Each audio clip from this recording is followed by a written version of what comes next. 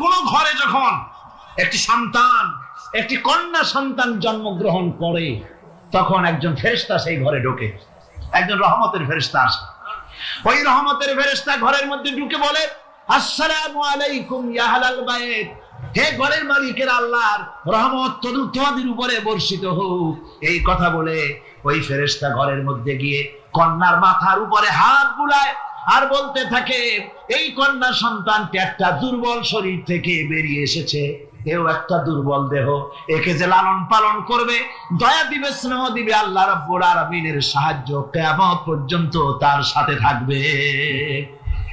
অথচ আমাদের দেশে দেখা যায় মেয়ে হলে অনেকের মুখ কালো হয়ে যায়। বন্ধুরা জিজ্ঞেস করে, মিয়া শুনছিলাম তোমার বোন নাকি বাচ্চা হবে, তা অনেক মাস হয়ে গেল, কোনো খবর টবর তো পাইলাম না। কয় যে ভাই, আশা করছিলাম যা তা হয় নাই, সেই জন্য টেলিফোনও করি নাই। কি হয়েছে? বলে একটা মেয়ে হয়েছে।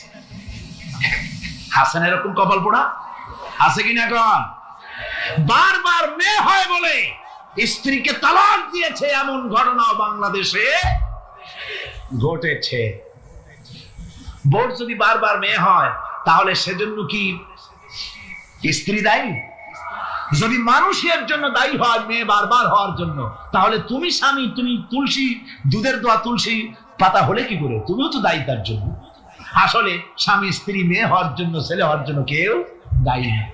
এ কোরআনে কারিমে রব্বুল আলামিন বলেছেন, আমি যাকে খুশি শুধু ছেলে দেই, যাকে খুশি শুধু মেয়ে দেই, যাকে খুশি তাকে ছেলেও দেই, মেয়েও দেই, আবার যাকে খুশি আমি কিছুই দেই না। এটা আমার কুদরত। সুতরাং এতে মন কালা করার কিছু না। নবীজি বলেছেন, কন্যার পিতাদেরকে গালি দিও না। অনেকে টিটকারি করে, বারবার মেয়ে হয় ছেলে একটাও হয় না, সেই জন্য টিটকারি বটকারি করে। আল্লাহ নবী বলেছেন, মেয়ের পিতাকে গালি দিও না, ঠাট্টা করো না, যেহেতু আমি মুহাম্মদ রাসূলুল্লাহ সাল্লাল্লাহু আলাইহি ওয়াসাল্লাম, আমি মেয়েদের পিতা, আমি নিজে মেয়েদের পিতা। খবরদার মেয়েদের পিতাকে গালি দিও না। রাসূলুল্লাহ বলেছেন, আকাশের নিচে জমিনের উপরে খাদিজার মতো মহিলা আর নাই। সেই হযরতে খাদিজা রাসূলের 4টি মেয়ে পেটে ধারণ করেছিলেন। সুবহানাল্লাহ। মেয়ের প্রতি রাসূলুল্লাহ যথেষ্ট মহব্বত করতেন, মেয়েকে খুব ভালোবাসতেন হুজুর সাল্লাল্লাহু আলাইহি ওয়াসাল্লাম। হুজুরের কলিজার টুকরা ছিলেন মা ফাতিমা রাদিয়াল্লাহু তাআলা আনহা। হুজুর যখন কোথাও যেতেন, সকলের শেষে দেখা করতেন ফাতেমার সঙ্গে, আর বিদেশ থেকে সফর করে এসে সকলের আগে দেখা করতেন ফাতেমার সঙ্গে। সুবহানাল্লাহ। রাসূলুল্লাহ আরো বলেছেন, তোমরা যখন বাজারে যাবে বা ব্যবসা করতে যাবে বা বিদেশে যাবে, আসার সময় যে সব হাদিয়া নিয়ে আসো। আমরা যখন বাইরে যাই, বাজারে যাই, কিছু হাদিয়া আনি না? জামা কাপড়, চকলেট ইত্যাদি আমরা আনে থাকি। রাসূলুল্লাহ বলেছেন, হাদিয়াগুলি তোমরা যারা বিদেশে যাও, বাজারে যাও, হাদিয়া আনবে, আর এনে ঘরের মধ্যে ঢুকে তা শুরু করবে মেয়েকে দিয়ে। প্রথমে দেবে মেয়েকে। সুবহানাল্লাহ। মেয়ের মর্যাদা ইসলামে সব চাইতে বেশি। কোন যুগে? যে যুগে মেয়ে হলে পরেই মাটির নিচে ঘেরে রাখতো, আছাড় মেরে মেরে ফেলে দিত। কোন অপরাধে তাদেরকে হত্যা করা হলো, আল্লাহ পাক কোরআনে কারীমের মধ্যে বলেছেন, তাদের অপরাধ আর কিছু না, তারা নারী, এই জন্য তাদেরকে মেরে ফেলা হতো। রাসূলুল্লাহ তাদের ইজ্জত দিলেন। সুবহানাল্লাহ। রাসূলুল্লাহ সম্মান দিলেন, ইজ্জত দিলেন তাদেরকে। কন্যা হিসাবে নারীর এই মর্যাদা। ফাতেমাকে রাসূল এত ভালোবাসতেন, ইন্তেকালের সময় হযরত ফাতেমা কাঁদতে কাঁদতে বেহুশ হয়ে যাওয়ার উপক্রম হয়ে গেছে। রাসূলুল্লাহ হযরত ফাতেমাকে ইশারা দিলেন। হযরত ফাতেমা তার কান নিয়ে রাসূলুল্লাহর মুখের কাছে লাগাই দিলেন। আল্লাহ নবী কি যেন বললেন কানে কানে, হযরত ফাতেমার কান্না বন্ধ হয়ে গেল। হযরত আয়েশা বলেন, মা রাসূলুল্লাহ তোমার কানে কানে কি বলল আর তোমার কান্না বন্ধ হয়ে গেল? হযরত ফাতেমা বলেন, ইয়া আম্মা জান, আমার আব্বা আমার কানে কানে বলল, মা ফাতেমা তুই কাঁদিস না, তোর কান্না আমার বরদাস্ত হয় না, তোমাকে কাঁদতে হবে না। আমি তোমাকে সুসংবাদ দিয়ে যেতেছি, আমি মরে যাওয়ার পর সর্বপ্রথম তোমার সাথে আমার দেখা হবে। রাসূলুল্লাহর এই ভবিষ্যৎবাণী হযরত ফাতেমা বুঝতে পেরেছেন যে হুজুরের ইন্তেকালের পরে আমার বেশি দেরি হবে না, আমিও তাড়াতাড়ি হুজুরের সাথে শামিল হতে পারবো। হুজুরের ইন্তেকালের 6 মাস পরেই হযরত ফাতেমা রাদিয়াল্লাহু তাআলা আনহা ইন্তেকাল করেছিলেন। কন্যা হিসেবে নারীর মর্যাদা ইসলাম অনেক অনেক গুণ বাড়িয়ে দিয়েছে। এই কন্যা শিশু কৈশোর যৌবন পেরিয়ে যখন যৌবনে তার বিয়ে হয়ে যায়, আল্লাহ রাব্বুল আলামিন তখন বলেন, ওয়া মিন আয়াতিহি আন খালাকা লাকুম মিন আনফুসিকুম আজওয়াজান লিতাসকুনু ইলাইহা ওয়া জাআলা বাইনাকুম মাওয়াদ্দাতান ওয়া রাহমা।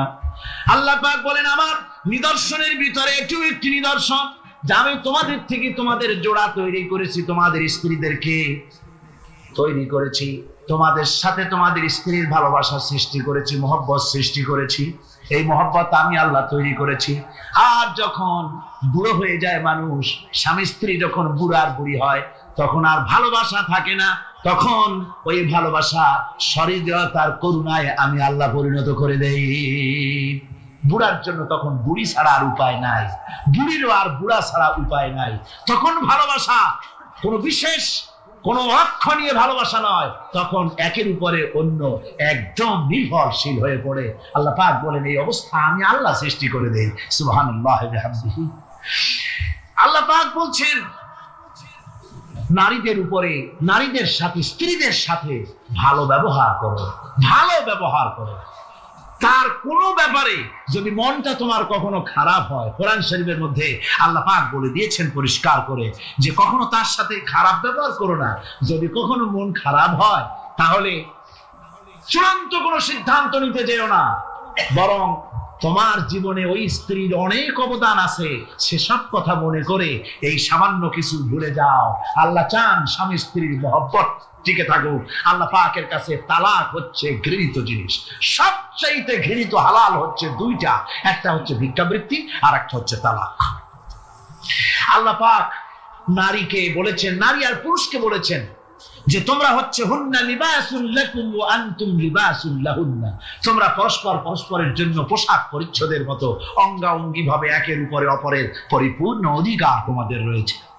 এই অধিকারের ভিত্তিতে, ভালোবাসার ভিত্তিতে জীবন গড়ার জন্য আল্লাহ পাক বলেছেন। তারপরে তার অর্থনৈতিক অধিকার তাকে দিয়েছে। আল্লাহ পাক মহারানাকে ফরজ করে দিয়েছেন। মহারানা কি করেছেন? ফরজ করে দিয়েছে।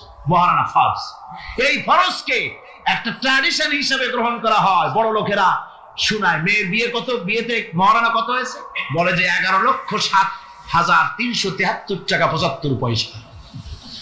আদায় করে না মোটেও, বিরাট একটা অঙ্ক শোনায় দিল মানুষদেরকে। আমার ভাইয়েরা জেনে রাখুন, মহারানা যদি মহারানা তো বাঁধতে হবে ফরজ, মহারানা আদায় করতে হবে।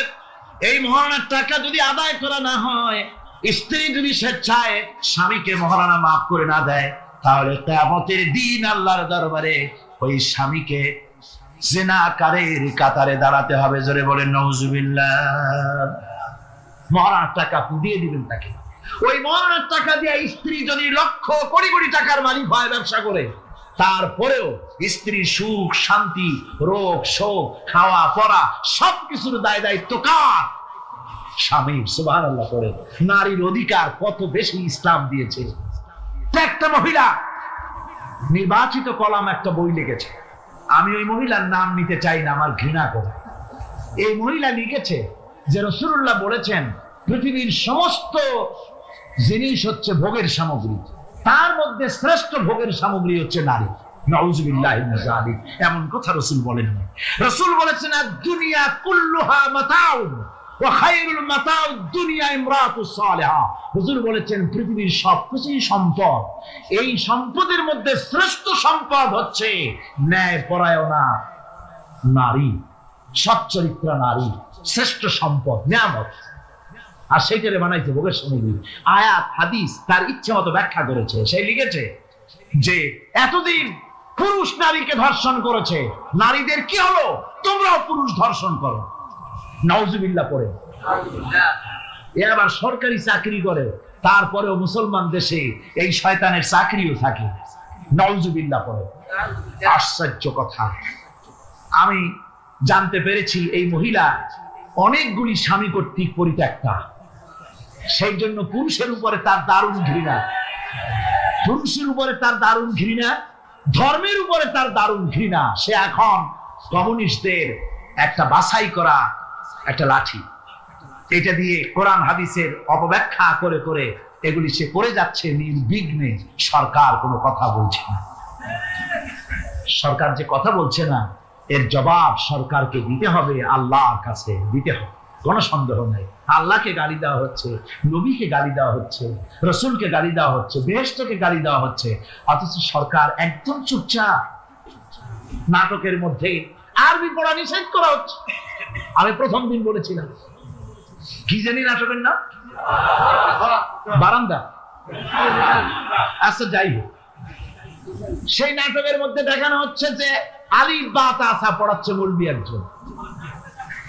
হোক না, একটা হিন্দুর স্ত্রী, মুসলমান সে, কিন্তু বউ হিন্দু, সে হয়েছে নায়িকা। সে এসে বলছে এসব বন্ধ করো, অ ক খ পড়ো। এই কথার জাস্টিফিকেশন হতো যদি ছেলেরা এ বি সি ডি পড়তে থাকতো, আর যদি বলা হতো সব বন্ধ কর, অ ক খ পড়, এর একটা যৌক্তিকতা ছিল, ঠিক না? পড়তেছে আলিফ বা তাসা, সব বন্ধ কর, তার মানে কি? আলিফ বা তাসা হলো কোরআন, এর মানে কি? কোরআন। সুতরাং টেলিভিশনের মাধ্যমে কোরআনকে বন্ধ করার চেষ্টা চালাচ্ছে ভারতের গোলামেরা। সরকার চুপ করে থাকছে, সরকার নীরব। এর জবাব সরকারকে পেতে হবে, এড়াতে পারবেন। সুতরাং বলতেছিলাম, নারীর অধিকার প্রতিষ্ঠিত করেছে ইসলাম। কে করেছে? ইসলাম বলেছে মহারানার টাকা আদায় করে দাও। সেই মহারানার টাকা আদায় করা হলো না, এখন উল্টা, এখন মহারানা আদায় করে পুরুষেরা। সেটার নাম কি? যৌতুক। কন্যা পক্ষের কাছের থেকে যৌতুক নামে কৌতুক করে। ছেলে যখন ম্যাট্রিক পাস করে তখন ছেলের পিতা এতটুকুন হা করে, যখন বিএ পাস করে এতটা করে, যখন এমএ পাস করে ছেলের বাবা তখন হাঙ্গরের মতো এতটা হা করে। যত টাকা খরচ হয়েছে মেয়ের বাপের কাছ থেকে কড়ায় গন্ডায় উসুল করে নেব। তারপরে ছেলে আর মেয়ের বিবাহ ঘটায় দেয়, মাঝখানে ওরা কি করে? ঘটক। এই ঘটক ঘটকালি করে। অমুকের ছেলে ইঞ্জিনিয়ার, খুব ভালো ছেলে, শ্বশুরের টাকা দিয়ে বড়াই করবে, শ্বশুরের টাকা দিয়ে বাড়ি করবা, চাকরি করবা, লজ্জা করে না মুসলমান? নারী জাতির সম্মান আল্লাহ দিয়েছেন। কে দিয়েছেন? স্ত্রীকে রাসূলুল্লাহ কত ভালোবাসতেন। আল্লাহর নবী বলেছেন, আমার কাছে তিনটা জিনিস প্রিয়, একটা হচ্ছে সুগন্ধি, একটা হচ্ছে নামাজ, আর একটা হচ্ছে স্ত্রী। সুবহানাল্লাহ। স্ত্রী আমার কাছে প্রিয়। হুজুর বলেছেন, তোমাদের মধ্যে সেই ব্যক্তি উত্তম যে ব্যক্তি তার স্ত্রীর কাছে উত্তম। আমি আমার স্ত্রীদের কাছে উত্তম ব্যক্তি। সুবহানাল্লাহ। রাসূলুল্লাহ স্ত্রীকে কত ভালোবাসতেন। বিশ্বনবী রাজনৈতিক কর্মকাণ্ড চালাচ্ছেন, যুদ্ধের দামামা বাজতেছে, চতুর্দিকে কত অশান্তি, সবকিছু চলছে, স্ত্রীর হক আদায় করতে ভুলে যাননি। রাতের বেলায় হযরত আয়েশার বয়স কম, তাকে নিয়ে রাসূলুল্লাহ একটু সুযোগ পেয়েছেন, বলছেন আয়েশা সব তো ঘুমিয়ে, চলো আমরা একটু দৌড়াই। ওই যে দূরে একটা জিনিস দেখা যায়, দৌড় দাও, দেখি কে আগে যায়। দুজনে দৌড় প্রতিযোগিতা করলেন। দৌড় প্রতিযোগিতায় হযরত আয়েশা ফার্স্ট হলো, হুজুর পিছনে পড়ে গেল। হযরত আয়েশা খুব আনন্দ করলেন যে আপনি কিন্তু আমার সাথে দৌড়ে পারলেন। পরবর্তী কিছু কাল যাওয়ার পর হযরত আয়েশা বলেন, হুজুর আজকে আবার বললেন যে চলো আয়েশা একটু দৌড়াই। হযরত আয়েশা বলছেন যে সেদিনের তুলনায় আমার শরীর একটু, আমি মুটিয়ে গেছি, শরীরটি স্থূল হয়েছে। আমি আজকে দৌড়ালাম কিন্তু পারলাম না, রাসূল আগে চলে গেলেন। আমি হাঁপাতে হাঁপাতে যখন হুজুরের কাছে চলে গেছি, হুজুর তখন মুস্কি হেসে আমাকে বললেন, আয়েশা ওই সেই দিনের জবাব আজকে দিয়ে দিলাম। সুবহানাল্লাহ বিহামদিহি, সুবহানাল্লাহ বিহামদিহি। বিশ্ব নবী কত বড় আদর্শ বিশ্ব মানবতার জন্য। তিনি বলেছেন, আরাফাতের ময়দানে রাসূলুল্লাহ বলেছেন, তোমরা যেমন পড়বে তোমার স্ত্রীদেরকে তেমন পড়াবে, তোমরা যেমন খাবে তোমার স্ত্রীদেরকে তেমন খাওয়াবে। স্ট্যান্ডার্ড মেনটেন করবে। তুমি ভালো দামের কাপড় পরবে, স্ত্রীকে খারাপ দিবে তা নয়। অধিকার দুজনেরই সমান। স্বামী এবং স্ত্রী সমান অধিকার, কিন্তু আমরা তা বুঝতে পারি না, বুঝতে চাই না। আমরা অনেকে মনে করেছি বিয়ে যখন করছি তখন আমি তো নওয়াবজাদা নসরুল্লাহ খান আর বউ তো কেনা দাসী। না, সে কিন্তু দাসী নয়, তার মর্যাদা আছে, তার সম্মান আছে, তার সম্মান আপনাকে দিতে হবে। রাসূলুল্লাহ দিয়েছেন, আপনাকেও দিতে হবে। রান্না বান্না হতে দেরি হয়, কত গালাগালি শুনতে হয় নারীকে। আল্লাহর নবীর স্ত্রী হযরত আয়েশা বলেছেন, আল্লাহর নবী কাজ করে, মানুষের সঙ্গে কথা বলে, রাষ্ট্রীয় দায়িত্ব পালন করে ঘরের ভিতরে এসে যখন দেখেছেন রান্না হতে দেরি আছে, রাসূলুল্লাহ বিরক্ত হন নাই, ভ্রু কুঞ্চিত করেন নাই, চোখ মোটা করেন নাই, আমাকে কোনো কথা শোনান নাই, বরং আমার কাছে বসে রান্নায় আমাকে সহযোগিতা করেছে। সুবহানাল্লাহ। এই হলো আল্লাহ রাসূল, এই হলো বিশ্ব নবী। স্ত্রীর সঙ্গে কি মহব্বত! সুবহানাল্লাহ। হুজুর মহব্বত করতেন স্ত্রীদেরকে। রাসূলুল্লাহর ঘরে দৌলত ছিল না, কিন্তু মহব্বত দিয়ে ভরা ছিল ঘরটা। হুজুরের ঘরে ফ্রিজ নাই, এসি নাই, হুজুরের ঘরে কার্পেট নাই, হুজুরের ঘরের মধ্যে জাজির নাই, তোশক নাই, বড় বড় কম্বল নাই, আরামের কোনো জিনিস নাই, মডার্ন ইকুইপমেন্টস কিচ্ছু নাই, দৌলত নাই, কিন্তু মহব্বত দিয়ে ঘরটা ভরা। হযরত আয়েশা বলেছেন, যখন আমি পানি পান করে গ্লাস রেখে দিতাম, আল্লাহর নবী তখন গ্লাসের সেই জায়গায় ঠোঁট লাগাতেন যেখানে আমি ঠোঁট লাগাইয়া পানি পান করেছি। আমি গোশত চিবোতাম, রাসূলুল্লাহ আমার হাত থেকে গোশত টুকরা নিয়ে সেই জায়গায় চিবোতেন যেখানে আমি চিবুয়েছি। সুবহানাল্লাহ। আমার ভাইয়েরা, রাসূল তার স্ত্রীদেরকে মহব্বত করতেন, স্ত্রীরাও রাসূলকে মহব্বত করতেন দারুণ ভাবে। একবার হযরত আয়েশা সিদ্দিকা রাদিয়াল্লাহু তাআলা আনহা হুজুরকে গোসল করাতেছিলেন, মাথার উপরে পানি ঢালতেছেন, হুজুর একটা চোখের উপরে বা একটা তক্তার উপরে বসে আছেন।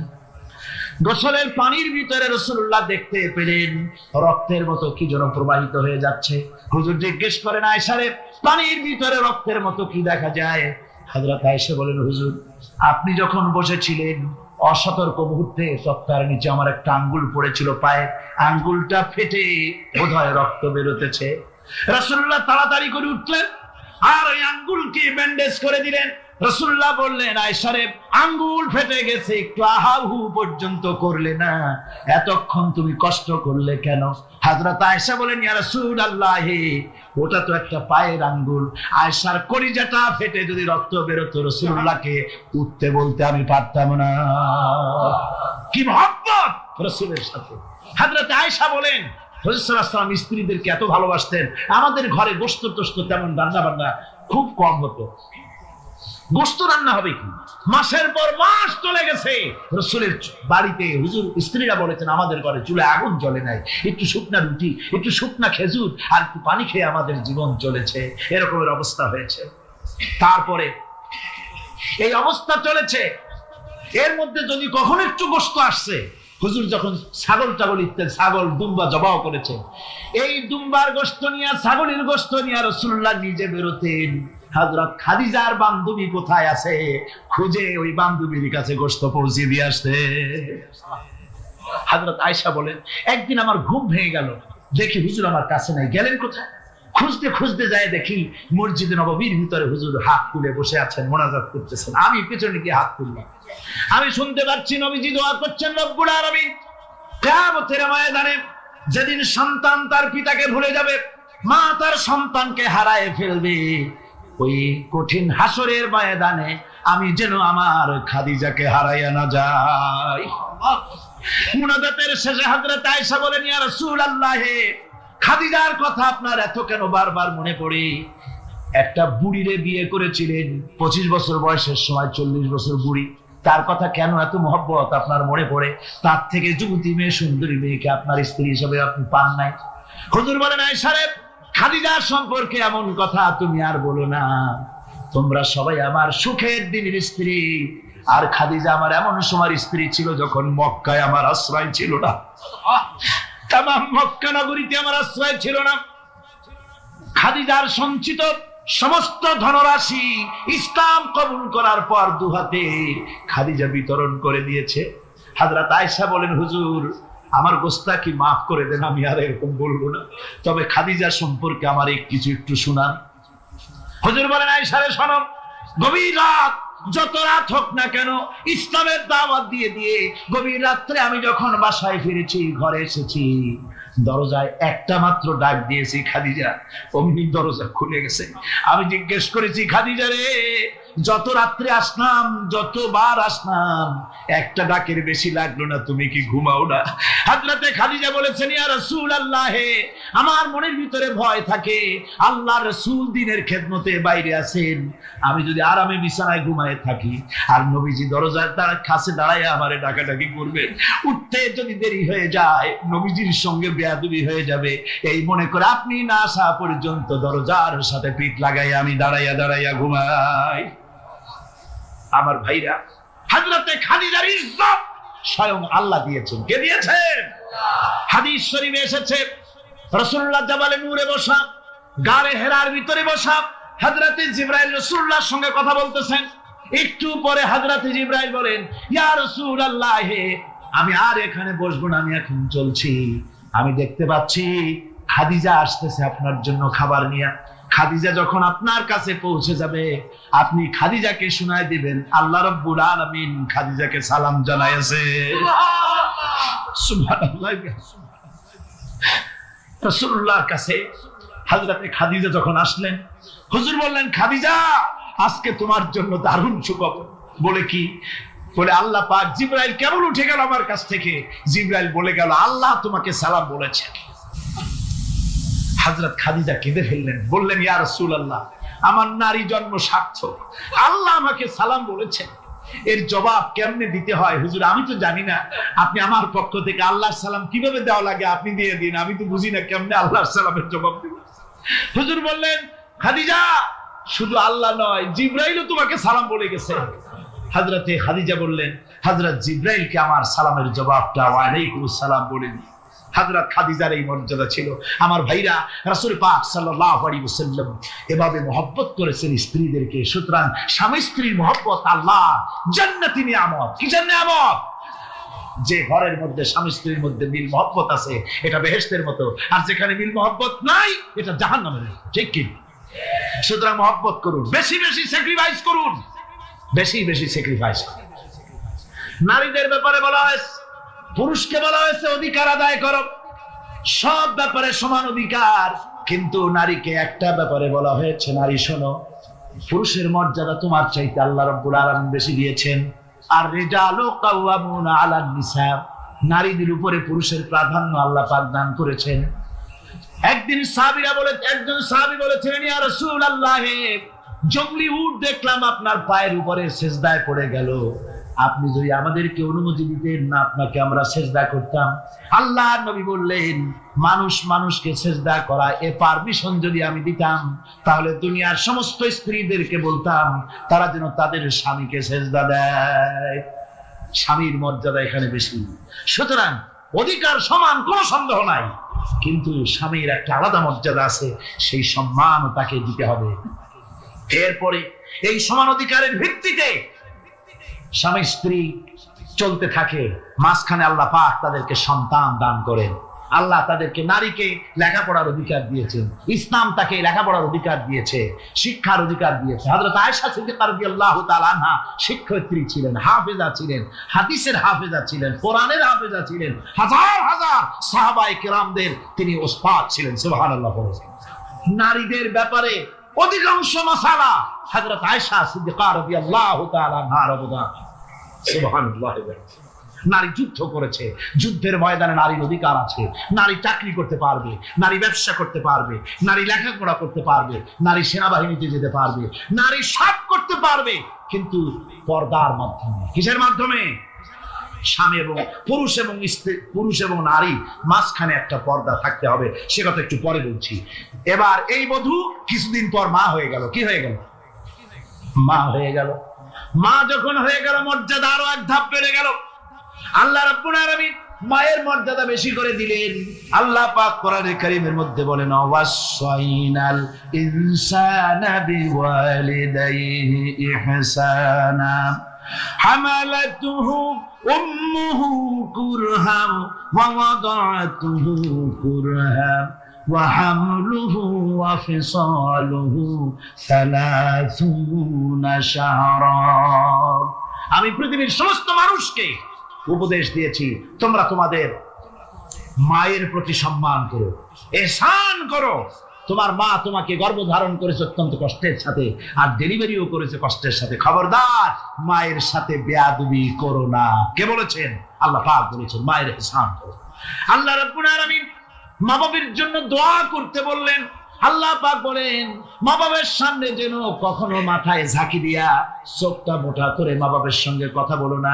ওয়াকুল লাহুমা কাওলান কারীমা। মা বাবার সঙ্গে যখন কথা বলবে সম্মান সূচক কথা বলবে। আর মা বাবার জন্য আমার কাছে দোয়া কর। কে শিখায়? আল্লাহ। কে শিখান? আল্লাহ বলছেন বান্দারে তোর মা বাবার জন্য আমার কাছে দোয়া করবি। রব্বিরহামহুমা কামা রাব্বায়ানি সাগীরা। জোরে জোরে পড়েন রব্বিরহামহুমা কামা রাব্বায়ানি সাগীরা। আয় আল্লাহ, আমার মা বাপ যেমন আমাকে স্নেহ করে লালন পালন করেছে আমার ছোটবেলায়, তুমি আমার মা বাপকে তোমার রহমতের কোলে লালন পালন করো। কে শিখায়? আল্লাহ পাক শিখিয়ে দিচ্ছে। আমার ভাইরা, ইয়েমেন থেকে একজন লোক এসেছে। হাদিস, ইয়েমেন থেকে একজন লোক এসেছে হুজুরের সামনে, তার বুড়িমা সাথে। বলছে হুজুর, এই অচল বুড়িমা, হাঁটতে পারে না, চলতে পারে না, এই আমার মা।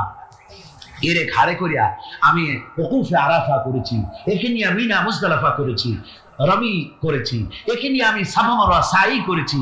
এই মাকে ঘাড়ে করে আমি আল্লাহর ঘর তাওয়াফ করেছি। হজের সব কাজ মায়ের ঘাড়ে করে করছি।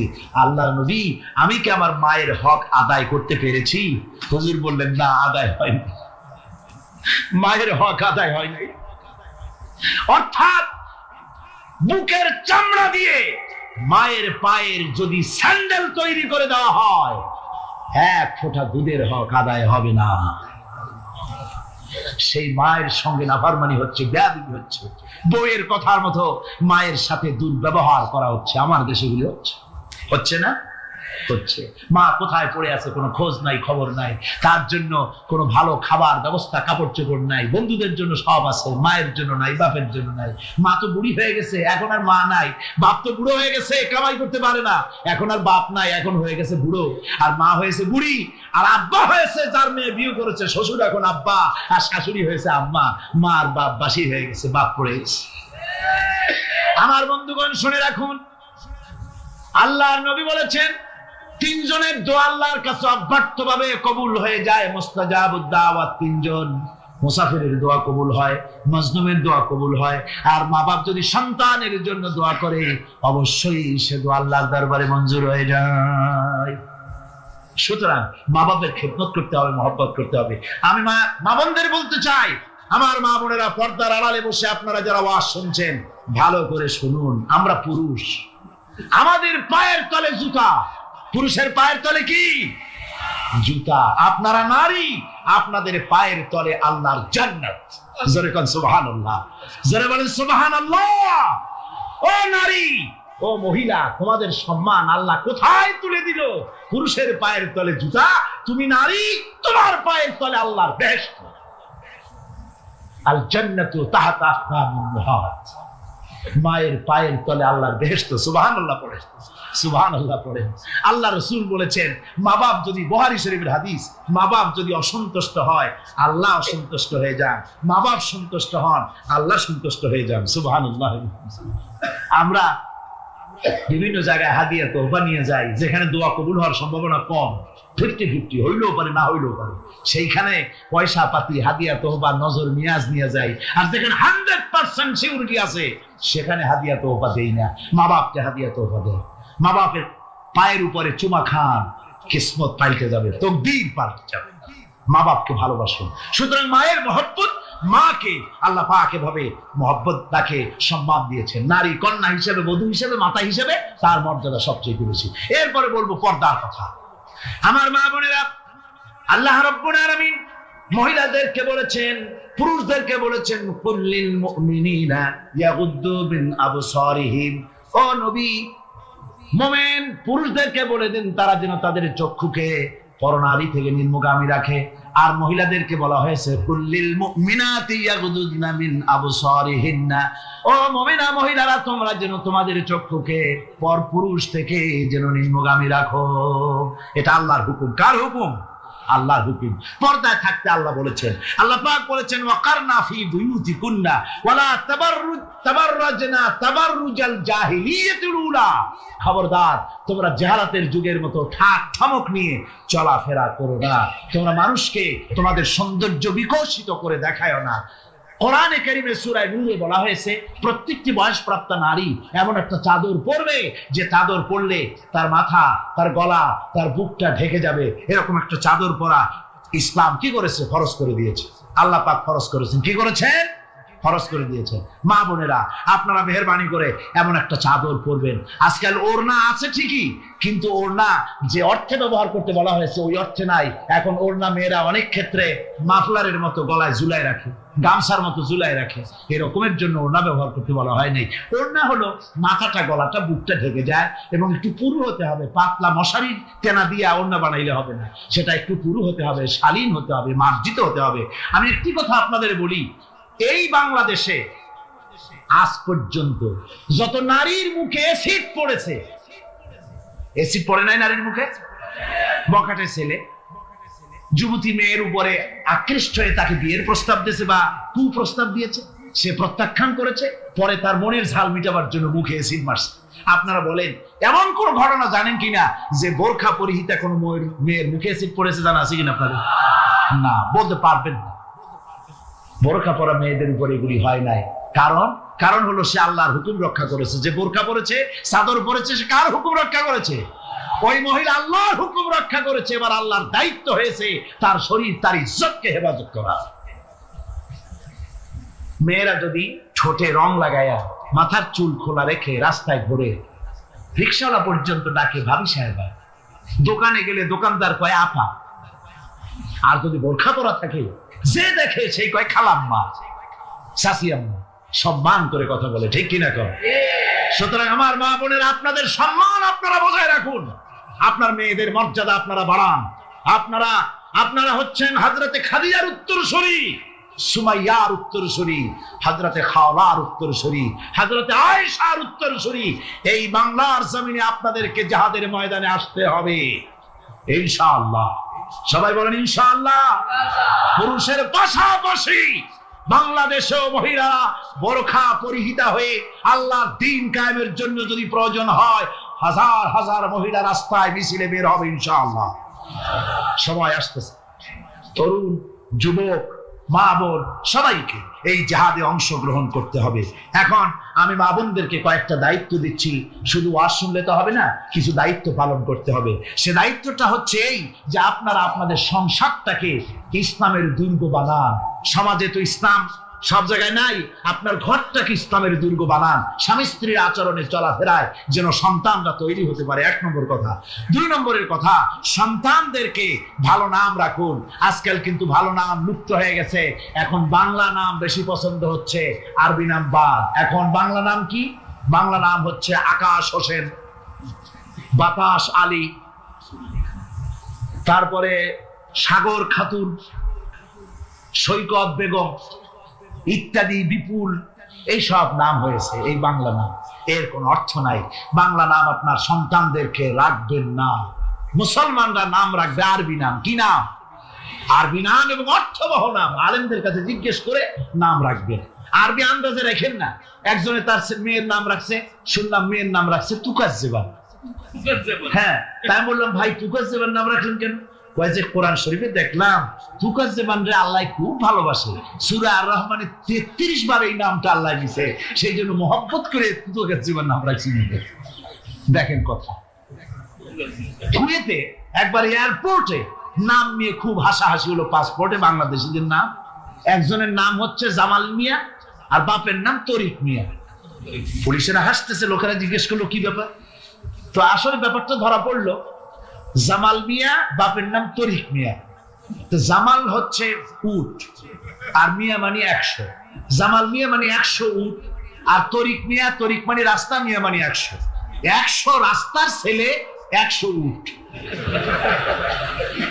তো নাম আন্দাজে আরবি হলেই তো রাখা যাবে না, একটু জিজ্ঞেস করতে হবে আলেমদের কাছে যে একটা আমার ছেলে হয়েছে, মেয়ে হয়েছে, একটা ভালো নাম রেখে দেন। তো তাদের কাছ থেকে অর্থবহ নাম নিয়ে আপনারা রাখবেন। এটা হলো 2 নম্বরের কথা। 3 নম্বরের কথা হচ্ছে ছেলে মেয়েদেরকে আদব লেহাজ শিখাবেন, চরিত্র শিখাবেন, আদব শিখাবেন। মা বাপের দিকে, মুরব্বীদের দিকে পিছন ফিরাইয়া তাদেরকে ধমক দিয়ে কথাবার্তা না বলে আদব শিক্ষা করে সালাম দিতে পারে, এগুলি তাদেরকে শিক্ষা দেওয়া দরকার। 4 নম্বরে পারিবারিক বৈঠক করতে হবে। কি বৈঠক?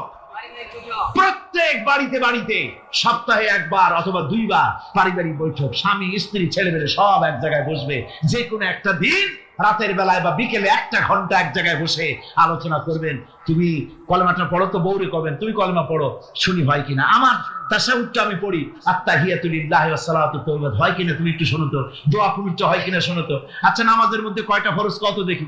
ছেলের কাছে জিজ্ঞেস করেন, মেয়ের কাছে বইয়েরটা সামনে নিয়ে খুলে একজন আরেকজনকে জিজ্ঞেস করেন। কোরআন শরীফ বলে সূরা ফাতিহাটা পড়ো দেখি সহি হয় কিনা। এইভাবে করে 1 ঘন্টা দিন আলোচনা করে তারপরে দরুদ শরীফ পড়ে আল্লাহর কাছে দোয়া করেন, আল্লাহ আমার বউ, আমার বাচ্চা, এই সব নিয়ে তোমার দ্বীনের কথাবার্তা বলছি, আল্লাহ তুমি দয়া করে আমার এই বিবি বাল বাচ্চাগুলিকে দ্বীনের রাস্তায় রাখো, চরিত্রবান বানায় রাখো, এরা যেন সন্ত্রাসী হয় না, এরা যেন মারামারি করে না, এদেরকে দিনদার বানাও, পরেজগার বানাও। আপনার দোয়া আল্লাহর কাছে কবুল হয়ে যাবে, আল্লাহর কাছে কবুল হয়ে যাবে, সন্তান আর খারাপ হবে না। কথা বুঝতে পেরেছি? যা গোটা পৃথিবীর মানুষ যদি হেদায়েত পেতে চায়, ছোট্ট সূরাটি তার জন্য যথেষ্ট। পড়েন আমার সাথে, কুল হুয়াল্লাহু আহাদ। পড়েন সবাই, কুল হুয়াল্লাহু আহাদ আল্লাহুস সামাদ লাম ইয়ালিদ ওয়া লাম ইউলাদ ওয়া লাম ইয়াকুল লাহু কুফুয়ান আহাদ। আল্লাহ পাক বলেন, হে নবী আপনি বলুন, আল্লাহ এক এবং একক, তার কোনো অংশীদার নাই, তিনি বেনিয়াজ, তিনি কাউকে জন্ম দেন নাই, তাকেও কেউ জন্ম দেয়নি। আকাশ আর জমিনে আল্লাহর সমকক্ষ কেউ নাই, কেউ নাই। তিনি এক এবং একক। তার একত্ববাদের দাওয়াত দেওয়ার জন্য অসংখ্য পয়গম্বর আল্লাহ পাক এই দুনিয়া পাঠিয়েছেন। আর সমস্ত পয়গম্বর দাওয়াত দিয়েছেন কি? লা ইলাহা ইল্লাল্লাহু মুহাম্মাদুর রাসূলুল্লাহ। সবাই দাওয়াত দিয়েছেন লা ইলাহা ইল্লাল্লাহ, লা ইলাহা ইল্লাল্লাহ, লা ইলাহা ইল্লাল্লাহ, লা ইলাহা ইল্লাল্লাহ। কোন ইলাহ নাই, কোন আইনদাতা নাই, কোন বিধানদাতা নাই, কোন শাসনকর্তা নাই, আল্লাহ ছাড়া কেউ নাই। বলে সুবহানাল্লাহ। আল্লাহ এক এবং একক, তিনি সব সৃষ্টি করেছেন। আল্লাহ পাক বলছেন, আল্লাহুল্লাযী খালাকাস সামাওয়াতি ওয়াল আরদা ওয়া আনজালা মিনাস সামাই মাআন ফাআখরাজা বিহি মিনাস সামারাতি রিজকান লাকুম। আল্লাহ হচ্ছেন তিনি যিনি আকাশ সৃষ্টি করেছেন, জমিন সৃষ্টি করেছেন, আর আকাশ থেকে পানি বর্ষণ করে তোমাদের খাদ্য উৎপাদন করে দিয়েছেন। এ পানি হচ্ছে মানুষের জন্য জীবন। পানির এক নাম কি? জোরে বলেন, পানির এক নাম কি? জীবন। এই পানি এক নাম জীবন। কিন্তু কর্ণফুলীর পানি যদি চট্টগ্রামে 10 ফুট উঁচা হয়ে আসে, পানির নাম হবে কি? নাম হবে মরণ। এই পানিকে কন্ট্রোল করেন আল্লাহ রাব্বুল আলামিন। আল্লাহ যদি ইচ্ছে করেন বেশি করে পানি দিয়া পুরা এলাকা ডুবাই দিতে পারেন, আবার ইচ্ছে করলে পানির ভিতরে মানুষ বাঁচাই দিতে পারেন, আগুনের মধ্যে মানুষ বাঁচাইতে পারেন। সমস্ত ক্ষমতা হচ্ছে, কর্তৃত্ব কেবলমাত্র আল্লাহ পাকের। কর্তৃত্ব কার? কর্তৃত্ব কার? আল্লাহ পাকের কর্তৃত্ব। হযরত নূহ আলাইহিস সালামের জামানায় 40 দিনের বন্যা। এই বন্যার পরে জাহাজ যখন নেমে গেল, তখন তিনি মনে মনে ভাবলেন, আমি তো জোড়ায় জোড়ায় করে সমস্ত প্রাণীগুলি আর মানুষগুলি, কিছু কিছু মানুষ যারা ঈমান এনেছিল তাদের জাহাজে উঠাইছে, কিন্তু একটি বুড়ি আমার উপর ঈমান এনেছিল, আর আমি তারে ওয়াদা করেছিলাম সাথে করে নিয়ে যাব, আমি তো তার কথা ভুলে গিয়েছি। অনুশোচনা এলো। জাহাজ থেকে নেমে চতুর্দিকে লক্ষ্য করলেন মানুষ নাই, জনপদ নাই, সব শেষ হয়ে গেছে। পাহাড় পর্বত কাঠ হয়ে পড়েছে, বিল্ডিং গুলি শেষ হয়ে গিয়েছে, কোন জনপদে কোনো প্রাণী নাই, প্রাণী বলতে কিছুই নাই। হঠাৎ দূরে দেখলেন একটা কুড়ে ঘরের মতো দেখা যায়। ভাবলেন এত বড় বন্যার ভিতরে কুড়ে ঘর কেমনে থাকলো। আস্তে করে হেঁটে গেলেন কুড়ে ঘরের কাছে। ভেতরে মানুষ আছে বলে মনে হলো। বাইরের থেকে প্রশ্ন করলেন ভিতরে কে? জবাব এলো আমি এই ঘরের মালিক, আমি এক বুড়ি বিধবা এক মহিলা। নেমে গেল। তখন তিনি মনে মনে ভাবলেন আমি তো জোড়ায় জোড়ায় করে সমস্ত প্রাণীগুলি আর মানুষগুলি, কিছু কিছু মানুষ যারা ইমান এনেছিল তাদের জাহাজে উঠায়, কিন্তু একটি বুড়ি আমার উপর ইমান এনেছিল আর আমি তার ওয়াদা করেছিলাম সাথে করে নিয়ে যাব, আমি তো তার কথা ভুলে গিয়েছি। অনুশোচনা এলো। জাহাজ থেকে নেমে চতুর্দিকে লক্ষ্য করলেন মানুষ নাই, জনপদ নাই, সব শেষ হয়ে গেছে। পাহাড় পর্বত কাঠ হয়ে পড়েছে, বিল্ডিং গুলি শেষ হয়ে গিয়েছে, কোন আমার নিয়ামত যদি গণনা করো গুনে গুনে আমার নিয়ামত শেষ করতে পারবে না। সুবহানাল্লাহ। হাদা খালকুল্লাহি ফাআরুনি মাযা খালাকাল্লাযীনা মিন দুনি। এ হচ্ছে আল্লাহর সৃষ্টি, আর আল্লাহ বাদে অন্যরা কি সৃষ্টি করেছে দেখাও। যদি ক্ষমতা থাকে দেখাও কি সৃষ্টি করেছে অন্যরা। আছে কিছু? আছে কিছু? সমস্ত সৃষ্টির মালিক কে? আরো জোরে বলেন কে? সবকিছুর স্রষ্টা হচ্ছেন আল্লাহ পাক। ওই আকাশের মালিক কে? চিল্লায় বলেন জোরে সোরে, আকাশের মালিক কে? বাতাসের মালিক কে? চন্দ্র সূর্যের মালিক কে? পৃথিবীর মালিক কে? গোটা সৃষ্টি জগতের মালিক কে? সবকিছুর মালিক যিনি, তিনি বলছেন এগুলি সব আমি সৃষ্টি করেছি। ফারুনি মাযা খালাকাল্লাযীনা মিন দুনি, আমি ছাড়া অন্যরা কে কি তৈরি করেছে দেখাও। আল্লাহ রাব্বুল আলামিন এভাবে করে মানুষের জন্য সবকিছু সৃষ্টি করেছেন। তার খাবারের ব্যবস্থা করেছেন, পড়ার ব্যবস্থা করেছেন, গাছপালা তৈরি করেছেন, পানি তৈরি করেছেন, সব ব্যবস্থা করে দিয়েছেন। এমনকি শীতকালে পিঠা খাবেন রসের ব্যবস্থাও করে দিয়েছে। চট্টগ্রামের রস আছে না? কি গাছের রস? খেজুর গাছের রস। এই খেজুর গাছের গোড়া খুঁজতে খুঁজতে 5 মাইল নিচেও যদি চলে যান, খেজুর গাছের মাথায় যেমন রস পাওয়া যায়, খেজুর গাছের 5 মাইল নিচে কি ওরকম এক ফোঁটা পানি পাওয়া যাবে? খেজুর গাছের ভিতরেও কি তেমন পাওয়া যাবে?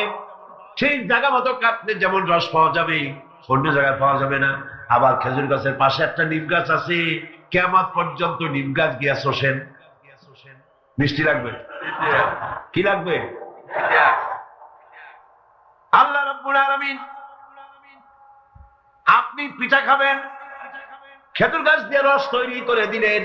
পায়েস খাবেন, চাউল তৈরি করে দিলেন, গম দিয়ে দিলেন। গোশ খাবেন, কিমা খাবেন, কি খাবেন, সমস্ত কিছু রব্বুল আলামিন তৈরি করে মানুষের সামনে দিয়ে দিলেন। আর বললেন খাও, পান করো, খাও আর আমার শুকর আদায় করো। মাঝে মধ্যে পড়ো আলহামদুলিল্লাহি রাব্বিল আলামিন। এই যে ঠান্ডায় গোটা পৃথিবী এখনো ঠান্ডা শুরু হয় না। এই ঠান্ডা শুরু না হওয়ার কারণ আমরা। এটা কারণ কারা? আমরাই। গ্লোবাল ক্লাইমেটের চেঞ্জ এসেছে, গোটা দুনিয়া আবহাওয়ার পরিবর্তন হয়ে গিয়েছে। শীতের সময় শীত নাই, গরমের সময় গরম নাই। এটা কি খুব ভালো? এটা কি? এটা রোগ ব্যাধি বেশি হওয়ার লক্ষণ। শীত যখন আসে, এত প্রচন্ড শীত, গোটা পৃথিবী যত এসি আছে, সমস্ত শক্তিশালী এসি প্লান্ট একযোগে যদি ছেড়ে দেওয়া হয়, আপনার শীতকালে শীত দেন, তার সহস্র কোটি কোটি ভাগের 1 ভাগের শীতও কি পৃথিবীর মানুষ তার যন্ত্রপাতি দিয়ে তৈরি করতে পারবে? পারবে। সূর্য দিয়ে প্রতি মুহূর্তে আল্লাহ পাক যে তাপ দেন, গোটা বিশ্বের সমস্ত আগুন একসঙ্গে যদি জ্বালানো হয়, সেই তাপ কি তৈরি করা সম্ভব হবে? হবে? আল্লাহ রাব্বুল আলামিন মানুষের কল্যাণের জন্য মানুষের যা কিছু প্রয়োজন সবকিছু একটা একটা করে এভাবে তৈরি করে মানুষের সামনে সবকিছু দিয়ে দিয়েছেন এবং প্রয়োজন মিটিয়ে দিয়েছেন। যার যা প্রয়োজন তা তিনি মিটিয়ে দিয়েছেন। আমাদের দেশে আমার দেশের বাঘ, আমার দেশের হরিণ, আমার দেশের কুকুর, তাদের গায়ে তারা যে ধরনের ইউরোপ আমেরিকার শীত প্রধান দেশের পশুগুলি রকমের না। তার মানে হলো আমার দেশ শীত প্রধান নয়, ছোট্ট ছোট্ট পশম হলে চলে, কিন্তু শীত প্রধান দেশের কুকুরগুলি, বাঘ এবং সিংহ যেগুলি জঙ্গলে থাকে, তাদের গায়ে এমন লম্বা লম্বা পশম দিয়ে আল্লাহ চামড়া বানায় দিয়েছেন, যা দিয়ে তার সম্পূর্ণ শরীরটা ঢেকে যেতেছে। স্থায়ী কম্বলের ব্যবস্থা রব্বুল আলামিন করে দিয়েছেন। কে দিয়েছেন? আল্লাহ পাক দিয়েছেন। এবং সেই চামড়া দিয়ে, সে চামড়া যেন আপনি ব্যবহার করতে পারেন, সেজন্য আল্লাহ পাক আপনার জন্য সুন্দর করে সেই চামড়া দিয়ে কাপড় চোপড় তৈরি করার, জামা ব্যবহার করার সব ব্যবস্থা আল্লাহ করে দিয়েছেন। কম্বল তৈরি করার ব্যবস্থা করে দিয়েছেন। আল্লাহ পাক যা খুশি তাই করতে পারেন। কোরআন বলতেছে ফাআলুন লিমা ইউরিদ, যা খুশি তাই তিনি করেন।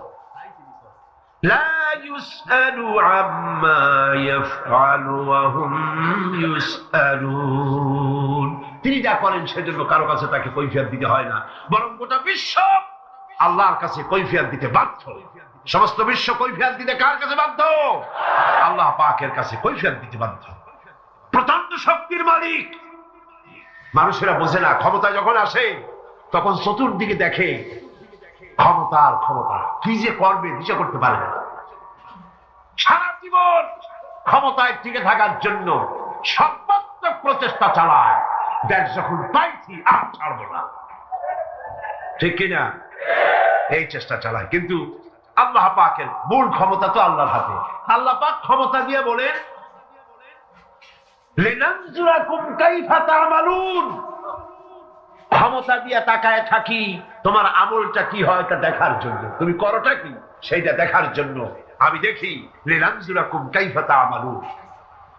মানুষ ক্ষমতা হাতে পায়, অত্যাচারের স্টিম রোলার চালায়, আল্লাহ দেখতে থাকে। আর আল্লাহ যখন অ্যাকশন নেন, সেই অ্যাকশন থেকে তাকে কেউ বাঁচাইতে পারে না। প্রচন্ড ক্ষমতার মালিক। রাতকে দিন বানাতে পারেন, দিনকে রাত বানাতে পারেন, আমিরকে ফকির বানাতে পারেন, ফকিরকে আমির বানায় দিতে পারেন, রাস্তার লোক ধরে নিয়ে প্রেসিডেন্ট বানায় দিতে পারেন, আবার নারাজ হলে পরে জুতার মালা দিয়া জেলখানায় ঢুকাইয়া দিতে পারেন। ক্ষমতায় থাকাকালীন ফুলের মালা এত বেশি পায়, ফুলের মালায় গলা ভরে যায়। গাবতলীর কোরবানির হাটেও এত মালা পায় না। এত মালা গলায় দিয়া আনন্দে ফুর্তিতে মারতে থাকে। আমার বন্ধুগণ মনে রাখেন, ফুলের মালায় আত্মহারা হয়েও না যারা ক্ষমতায় থাকো। এই ফুলের মালা আর ফাঁসির রশি একেবারেই পাশাপাশি। ফুলের মালা থেকে ফুলগুলি ঝরে পড়লেই ওই রশিটাই ফাঁসি হওয়ার জন্য যথেষ্ট, ঠিক কিনা? মান বোঝে না, বোঝে না। আল্লাহ বলেন আমি তাকায় থাকি, দেখি কি করো, তোমার আমলটা কেমন হয়। ক্ষমতার মালিক আল্লাহ, দেওয়ার মালিক আল্লাহ। আর যখন নারাজ হয়ে যান, এক থাপ্পড় মেরে ক্ষমতা ছিনায় নিয়ে যান। পারেন কিনা? পারেন কিনা? ইতিহাস সাক্ষী। কিন্তু ইতিহাসের সবচেয়ে বড় শিক্ষা যে মানুষেরা ইতিহাস থেকে শিক্ষা গ্রহণ করে না। जगत जी लगाने के लिए ये दुनिया नहीं है, जगह जी लगाने के लिए ये दुनिया नहीं है, ये इबरत की जा है तमाशा नहीं है। पृथ्वी खेल तमाशा করার জায়গা না। ইতিহাস থেকে শিক্ষা নাও, পূর্বপুরুষদের দিকে তাকাও। আল্লাহ দ্বীনের কর্মীদের উপরে আঘাত লাগাবার কারণে বংশ শুদ্ধ আল্লাহ সাফ করে দিয়েছেন। দেন নাই? সে আল্লাহ আছে না নাই? চিল্লায় কোন আছে না নাই? সে আল্লাহ পাক আছে।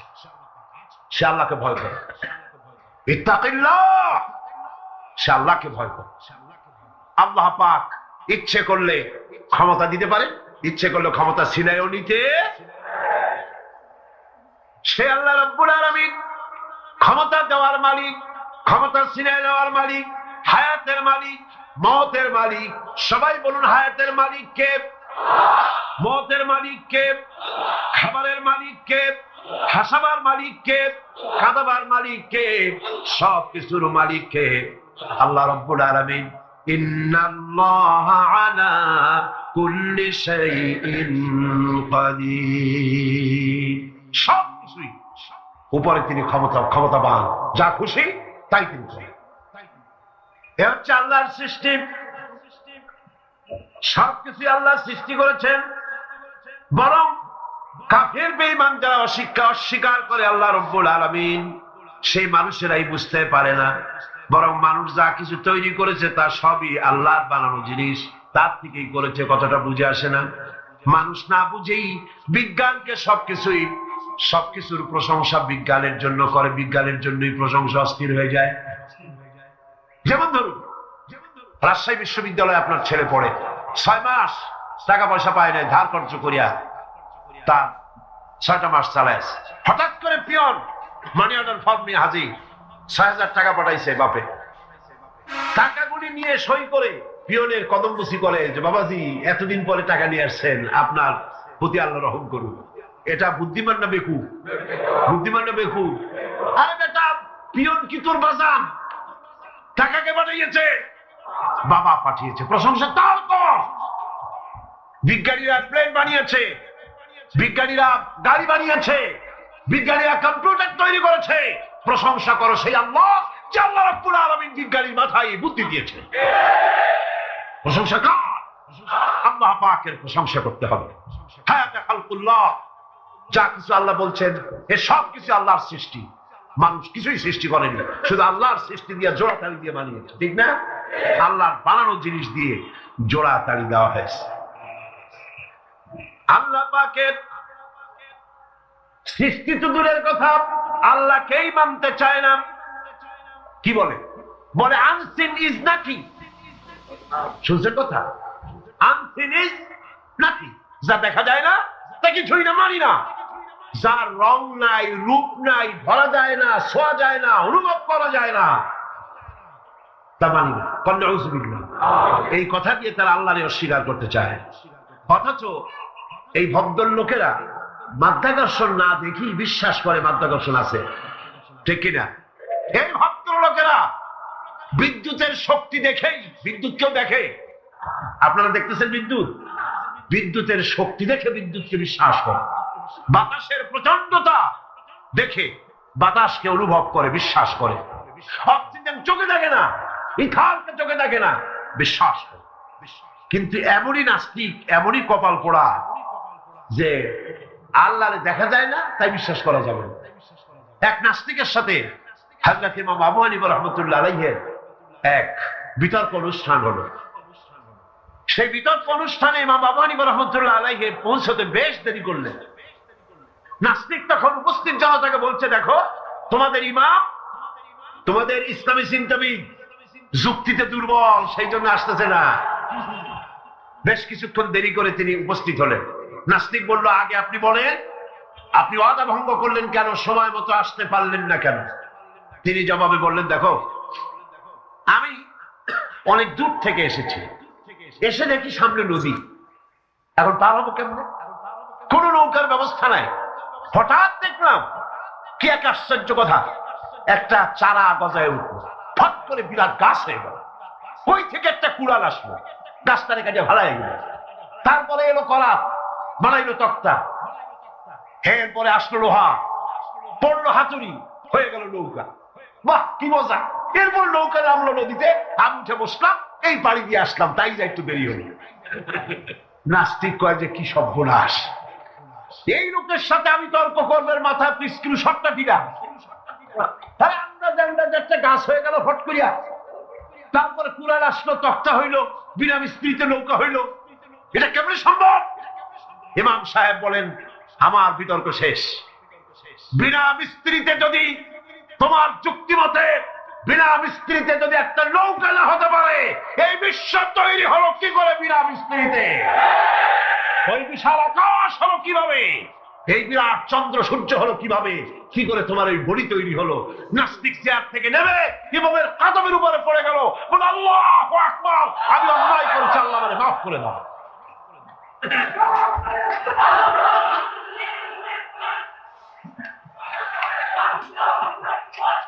নাস্তিক ঘোষণা করে দিল, লা ইলাহা ইল্লাল্লাহু মুহাম্মাদুর রাসূলুল্লাহ। জোরে বলেন, লা ইলাহা ইল্লাল্লাহু মুহাম্মাদুর রাসূলুল্লাহ। লা ইলাহা ইল্লাল্লাহ।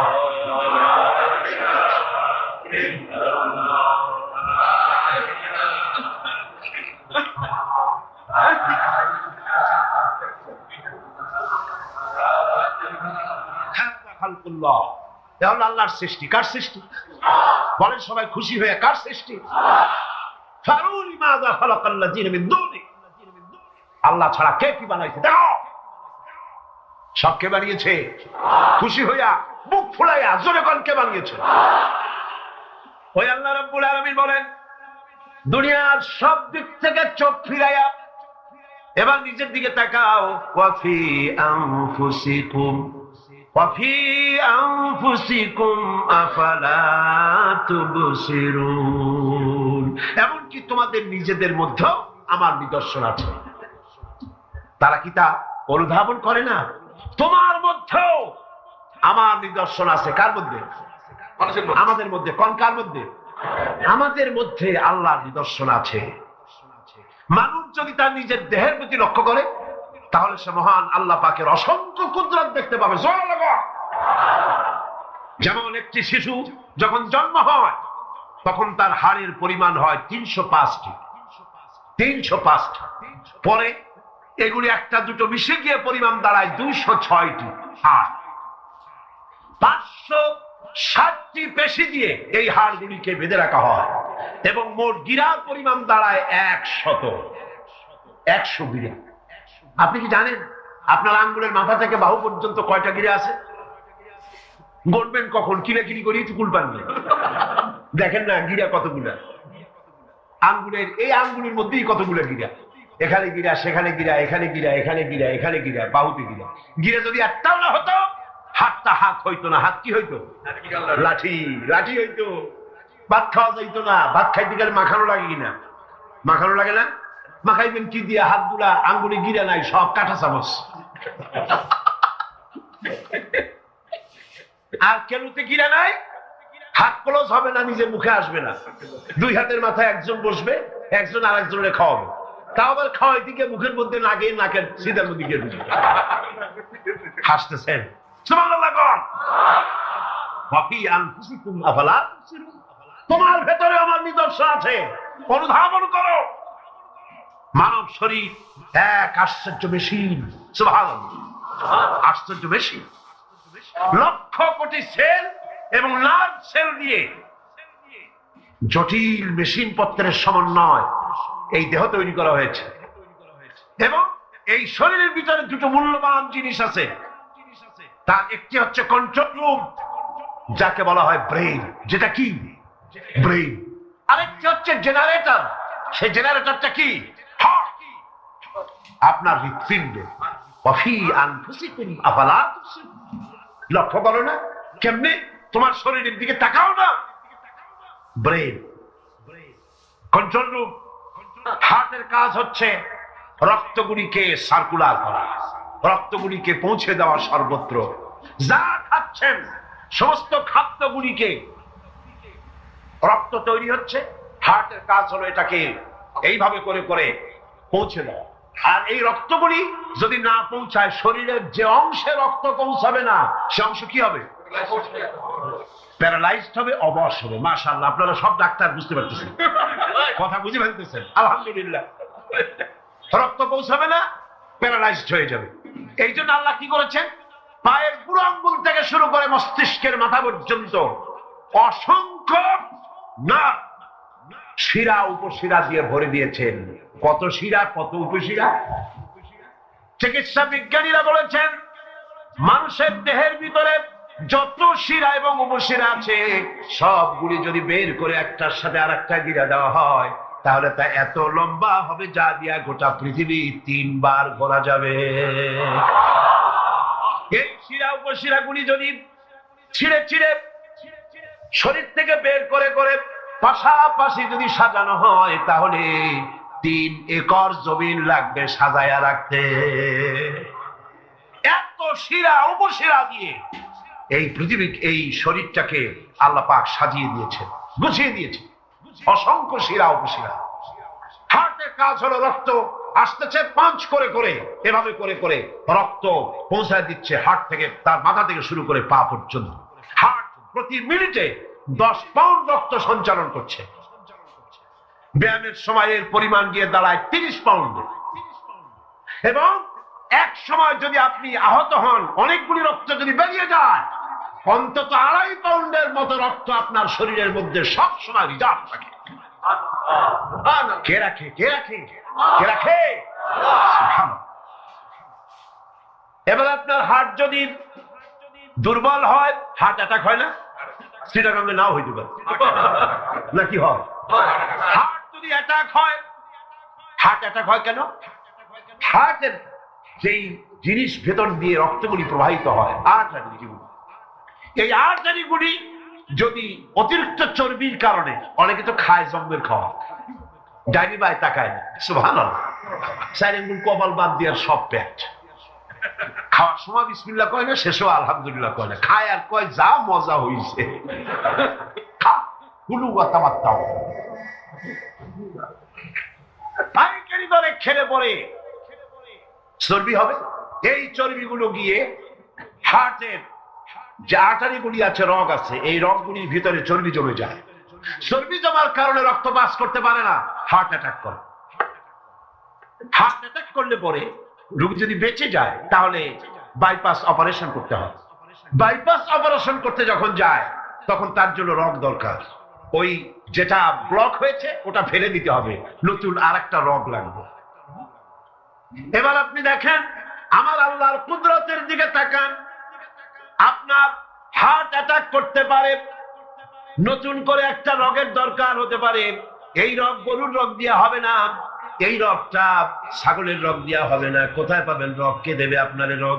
আল্লাহ পাক আপনার পায়ের ভেতরে রানের মধ্য দিয়া স্পায়ার রগ সেখানে রেখে দিয়েছেন। হার্ট অপারেশন যখন করা হয় ডাক্তারেরা ব্লক করা হার্ট, ওই রগটাকে ফেলে দিয়া উরুর ভিতর থেকে রগ বের করে কলিজার মধ্যে লাগায়া দেয়। সুবহানাল্লাহ। দুটি মাত্র কিডনি হলে, একটি মাত্র কিডনি হলে শরীরটা আপনার বেঁচে যায়। আল্লাহ রাব্বুল আলামিন শরীরের ভিতরে 2টা কিডনি দিয়েছে। কিডনির নাম জীবন। কিডনির নাম কি? কিডনি অচল হলে আপনি অচল হয়ে যাবেন, শরীর ফুলে যাবে, আপনি মরে যাবেন তাড়াতাড়ি করে, রক্ত শূন্যতা দেখা দেবে। কিডনিকে বাঁচায় রাখা প্রত্যেকের জন্য জরুরি। আর কিডনি বাঁচাবার জন্য পানি খাবেন বেশি করে। কি খাবেন? কি খাবেন? পানি। সুবহানাল্লাহ, সুবহানাল্লাহ। এ পানি খান নিয়ামত, পানির অপচয় করবেন না। আমার নবী বলেছেন প্রবাহমান নদীর ঘাটে বসেও 1 ফোঁটা পানির অপচয় করো না। প্রবাহমান নদীর ঘাটে বসেও পানির অপচয় করো না। সুবহানাল্লাহ। পানি নিয়ামত, পানি খান বেশি করে, কিডনি সচল থাকবে। আলহামদুলিল্লাহ। একটা কিডনি হলে চলে, আল্লাহ পাক 2টি কিডনি দিয়েছেন, একটা বন্ধ হলে যেন আর একটা দিয়ে সেজন্য চলতে পারে। সুবহানাল্লাহ। মানুষের শরীরের ভেতরে এই পরিমাণ লেমন আছে যা দিয়া একটা ঘর সাদা বানানো যায়। এই পরিমাণ ফসফরাস আছে যা দিয়া 2500 ম্যাচ বানানো যায়। তোমার শরীরের ভিতরে আমার নিদর্শন আছে। মানুষের এই আশ্চর্যজনক দেহটাকে ঢেকে রাখা হয়েছে একটি শ্বেতাতপ নিয়ন্ত্রিত চামড়া দিয়া। সেই চামড়াটা 20 বর্গ ফিট। তাদেরকে যদি কোরআন থেকে আজকে যে কথাগুলি বললাম, এই কথাগুলি যদি কলেজে বিশ্ববিদ্যালয়ে পড়ানো হতো, আমার ছেলে কি নাস্তিক হতে পারত? বলেন, আমার এই ছেলে কলেজে বিশ্ববিদ্যালয়ে যেসব ছেলেপেলেরা পড়ে, এগুলি কি বোম্বাই থেকে আসছে না মঙ্গল গ্রহ থেকে নাজিল হয়েছে? আমাদের ছেলেপেলে কি না? এই ছেলে যখন প্রাইমারি স্কুলে পড়তো তখন রমজান মাসে সেহরি করতে না উঠাইলে সকালবেলায় মা বাপের উপরে অভিমান করে রাগ করে কান্দাকাটি করে না খাইয়া সারাদিন রোজা রেখেছে। ঠিক না? বলেন আমার কথাটা ঠিক কিনা? এই ছেলেটি প্রাইমারি ছেড়ে হাই স্কুলে যখন গিয়েছে তখনও সে নামাজ পড়তো, আলেম ওলামা দেখলে ভক্তি করত, শ্রদ্ধা করত। যাই না কলেজে ঢুকলো, নামাজ গেল, রোজা গেল, চরিত্র গেল। এরপরে আলেম ওলামা পীর বুজুর্গ দেখলি বলতে থাকে এরাই দেশটারে খাইছে। দেশ খাইলো কেমন? আলেম ওলামারা তারা কি দেশে কখনো ক্ষমতায় গেছে? বলেন গেছে? আলেম ওলামা তো জীবনে ক্ষমতাই যায় নাই, তারা দেশ খাইলো কি করে? যারা ক্ষমতায় থাকে ওরা খায় না, যারা ক্ষমতায় যায় না ওরা খায় জম্মের খাওয়া। আশ্চর্য কথা, এরাই দেশটারে খাইছে। নামাজ নাই, রোজা নাই, তারপরে বলা শুরু করে আল্লাহ নাই। এরপরে ডুফুর্তি নো চিন্তা, জেনা, ব্যভিচার, মদ, জুয়া ইত্যাদিতে লিপ্ত হয়ে গেল। আমার সোনার টুকরা ছেলে যেই না গেল বিশ্ববিদ্যালয়, কয়লার টুকরায় পরিণত হয়ে গেল। ঠিক কিনা? এটা কে করলো? কে করলো? করেছে এক শ্রেণীর শিক্ষক নামের কলঙ্ক, যারা শান্তিনিকেতনের গোলাম, যারা মার্কস এবং লেনিনের গোলাম, মাও সেতুংয়ের গোলাম। এই গোলামেরা দুনিয়ার মানুষকে, আমার সন্তানগুলিকে ধ্বংস করে দিল। আজ যদি আমি আলোচনার শুরুতে বলেছিলাম, যদি কোরআন এবং সুন্নাহ যদি পড়ানো হতো কলেজ বিশ্ববিদ্যালয়ে, তাহলে আমার এই সন্তানগুলি চোর হতো না, ডাকাত হতো না, জেনাকার হতো না, বদমাশ হতো না, খাঁটি মুসলমান হয়ে বেরিয়ে আসতো, যা দেখতে আমাদের চক্ষু ঠান্ডা হয়ে যেত। জোরে বলেন সুবহানাল্লাহ। সেই ধরনের এই কোরআন ভিত্তিক শিক্ষা ব্যবস্থা বাংলাদেশে চালু হোক, তা কি আপনারা চান? যারা বলেন চান, যারা যারা চান দু হাত উঁচু করে দেখান।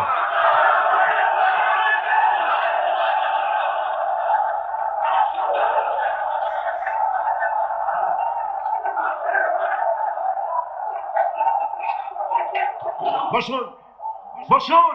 হাত তুলতে বলেছি, মাথা তো তুলতে বলিনি। আল্লাহ রাব্বুল আলামিন তিনি কোরআন দিয়েছেন মানুষকে শিখবার জন্য, চরিত্র বানাবার জন্য, দিনদার হওয়ার জন্য। এই কোরআন এবং সুন্নাহর বদৌলতেই পৃথিবীতে শান্তি এসেছিল, পৃথিবীতে অর্থনৈতিক মুক্তি এসেছিল, মানুষ সুখ পেয়েছিল, মানুষ সৌন্দর্য পেয়েছিল।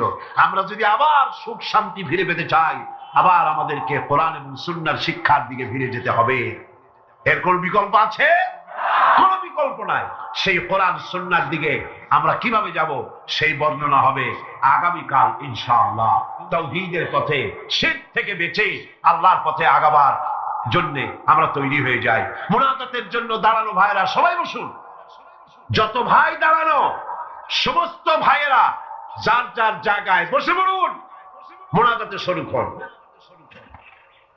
দুই ভাই, দুই অমুসলিম ভাই ইসলাম কবুল করার জন্য এখানে এসেছে। একজনের নাম হলো তপন রক্ষিত, হিন্দু ধর্মাবলম্বী। বর্তমান নাম পছন্দ করেছে মোহাম্মদ হোসাইন। আর একজনের নাম শ্রী দীপক চন্দ্র হাওলাদার, এও হিন্দু ধর্মের অনুসারী। বর্তমান নাম পছন্দ করেছে মোহাম্মদ ওমর ফারুক। মাশাআল্লাহ। লা ইলাহা ইল্লাল্লাহু মুহাম্মাদুর রাসূলুল্লাহ। আল্লাহ ছাড়া কোন ইলাহ নাই, মাবুদ নাই, উপাস্য নাই, যিনি এক, যিনি একক। মুহাম্মদ সাল্লাল্লাহু আলাইহি ওয়াসাল্লাম আল্লাহ প্রেরিত রাসূল। জোরে বলো, আশহাদু আল্লা ইলাহা ইল্লাল্লাহু ওয়াহদাহু লা শারীকা লাহু ওয়া আশহাদু আন্না মুহাম্মাদান আবদুহু ওয়া রাসূলুহু, আমি সাক্ষ্য দিচ্ছি আল্লাহ ছাড়া কোনো ইলাহ নাই, মাবুদ নাই, উপাস্য নাই, তিনি এক, তিনি একক, তার কোনো অংশীদার নাই।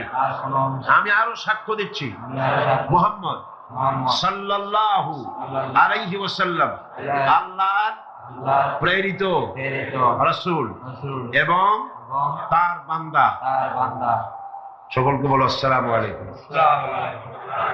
এই দুই তরুণ যুবক একটু আগে মুশরিক ছিল, এখন তারা আমাদের তাওহীদি ভাই।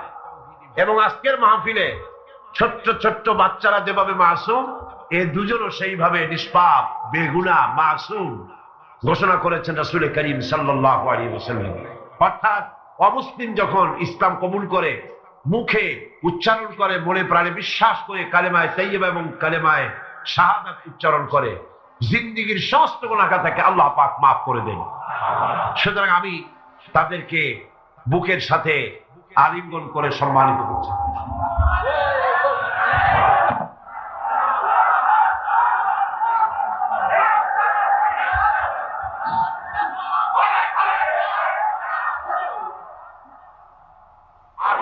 اللهم آمين.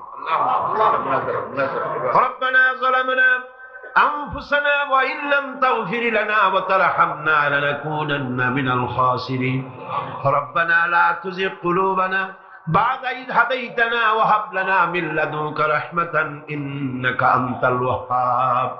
হে আল্লাহ তাআলা, বিশাল এই জনসমুদ্র নিয়ে তোমার দরবারে কোরআনে কারীমের আলোচনা করে হাত তুলেছি। মেহেরবানি করে সওয়াবটুকু জনাবে মুহাম্মদ রাসূলুল্লাহ সাল্লাল্লাহু আলাইহি ওয়াসাল্লামের রূহ মুবারকে পৌঁছিয়ে দাও। तमाम পৃথিবীর মাটির নিচে যত মুমিন মুমিনাত শুয়ে আছেন তাদের আরওয়ার পরে সওয়াব পৌঁছায় দাও। হে আল্লাহ তাআলা, আমাদের মধ্য থেকে যাদের মা বাপ দুনিয়া থেকে জন্মের মতো বিদায় হয়ে গেছে, কবরগুলিকে জান্নাতের টুকরা বানায়া দাও। রব্বির হামহুমা কামা রব্বায়ানি সগীরা। সবাই পড়েন রব্বির হামহুমা কামা রব্বায়ানি সগীরা। হে আল্লাহ তাআলা, বিশাল এই মাহফিলে কোরআন শোনার জন্য কোরআনের পাগল মুসলমানেরা, অমুসলিমরা দূরদরাজ থেকে, বিভিন্ন জেলা থেকে, আশেপাশের দেশ থেকে কোরআন শোনার জন্য আসে। আল্লাহ তুমি দয়া করে কোরআনের হেদায়েত আমাদের নসিব করে দাও। আমাদের এই দেশটি কোরআনের শাসন দিয়ে পরিচালিত হয়েছে, এই দৃশ্য আমাদের চোখে দেখার তৌফিক দান করে দিও। হে আল্লাহ তাআলা, এই বিশাল মাহফিল পরিচালনা করতে গিয়ে ইসলামী সমাজ কল্যাণ পরিষদ প্রতি বছর হিমশিম খেয়ে যায়। সামান্য একটা মেয়ের বিয়েতে কত টাকা লাগে, লক্ষ লক্ষ টাকা সেখানে খরচ হয়ে যায় ছেলে মেয়ের বিয়েতে। আর এত বড় বিশাল প্যান্ডেল, এত লাইট, এত মাইক, এত প্রচার, এত মাইকিং, এত হ্যান্ডবিল, এত পোস্টার, এত মেহমান। আয় আল্লাহ তাআলা, এত ভলেন্টিয়ার, কত বেশি খরচ হতেছে। আল্লাহ তোমার বান্দাদেরকে বোঝার তৌফিক দিয়ে দাও। তোমার দিনদার, ইমানদার, মালদার সমস্ত মানুষদেরকে এই বিশাল মাহফিলে আর্থিক দিক থেকে সহযোগিতা করার তৌফিক দান করে দাও রব্বুল আলামিন। 5 দিন মাহফিলের 2 দিন চলে গেল, আর 3 দিন আমাদের সামনে তোমার কুদরতের আপন কুদরতি নিজাম দিয়া বাকি 3 দিন আল্লাহ তুমি চালাইয়া দিও। এই মাহফিল যেন ঋণগ্রস্ত হয় না, আল্লাহ ঋণ পরিশোধের তৌফিক দান করে দিও রব্বুল আলামিন। সকলকে হেদায়েত নসিব করে দিও। হে আল্লাহ তাআলা, আমাদের জীবনের রোগ ব্যাধি মাফ করে দিও, আমাদের আশা আকাঙ্ক্ষা জীবনের নেক বাসনা পুরা করে দিও। মা বোনেরা কষ্ট করে আসেন, হে আল্লাহ মা বোনদের উপরে তোমার খাস রহমত নাযিল করো। আগামী বৃহস্পতিবার মা বোনদের জন্য আলাদা ভাবে সকাল বেলায় যে আয়োজন করা হবে, হে আল্লাহ সেখানে চিরগংবাসী সমস্ত মহিলাদেরকে আসার তৌফিক দান করে দিও। তাদের জন্য আলাদা ভাবে কোরআনের কথা, হাদিসের কথা তাদের শোনাবার তৌফিক দান করে দিও রব্বুল আলামিন। এই মাহফিল কিয়ামত পর্যন্ত আল্লাহ তুমি কবুল করো। এই মাঠ যারা দিলেন, হে আল্লাহ প্যারেড ময়দান, রজবালি ময়দান যারা ছেড়ে দিল, আল্লাহ তুমি তাদেরকে জান্নাতের ময়দান ছেড়ে দিও রব্বুল আলামিন। কোরআনের কথা আজকে বললাম, কোরআনের শিক্ষার কথা বললাম। আমার জাতিকে এই দেশের সরকারকে এই কথাটা বোঝার তৌফিক দান করে দাও, ধর্ম নিরপেক্ষ মতবাদ একটি কুফরি মতবাদ, মুসলমানদের জন্য গ্রহণযোগ্য মতবাদ এটা না। এই জিনিসটা তাদের বোঝার তৌফিক দাও। ধর্ম নিরপেক্ষ শিক্ষা ব্যবস্থাকে দূরে ছুঁড়ে মেরে কোরআন সুন্নাহ অনুযায়ী ইসলামী শিক্ষা চালু করার তৌফিক এদের দিয়ে দাও। আয় আল্লাহ, যে সমস্ত মেহমানদেরকে এখানে দাওয়াত দেওয়া হয়েছে, সমস্ত মেহমান সহি সালামতে তাদের যাতায়াতের ব্যবস্থা করে দিও এবং তাদেরকে সুন্দর করে উপস্থাপনা করার বলার তৌফিক দান করে দিও। রব্বুল আলামিন, তুমি আমাদের দিলের সমস্ত নেক কামনা পুরা করো এবং আমাদেরকে তোমার খাঁটি গোলামদের মধ্যে শামিল করো। রব্বুল আলামিন, কিয়ামতের দিন তুমি মেহেরবানি করে আমাদেরকে তোমার গোলাম হিসেবে কবুল করে নিও। রব্বানা তাকাব্বাল মিন্না ইন্নাকা আনতাস সামিউল আলিম ওয়া তুব আলাইনা ইন্নাকা আনতাত তাওয়াবুর রহিম।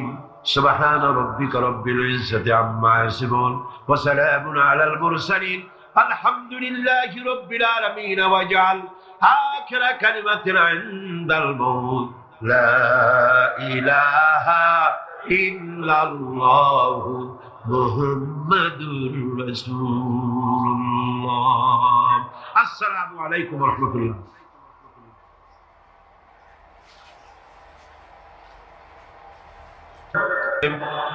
اللهم آمين.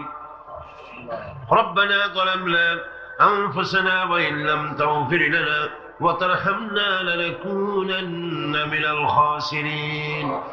الله تعالى 5 দিন ব্যাপী তাফসীরুল কোরআন মাহফিল ইসলামী সমাজ কল্যাণ পরিষদ চট্টগ্রাম কর্তৃক আয়োজিত এই প্যারেড ময়দানে আজকে এই দ্বিতীয় দিবসে বিশাল মাটির নিচে যত আল্লামা হযরত মাওলানা শামসুদ্দিন সাহেব মাদ্দাজিল্লাহুল আলী আজকে এই মঞ্চের রৌনক বখশ মেহমান,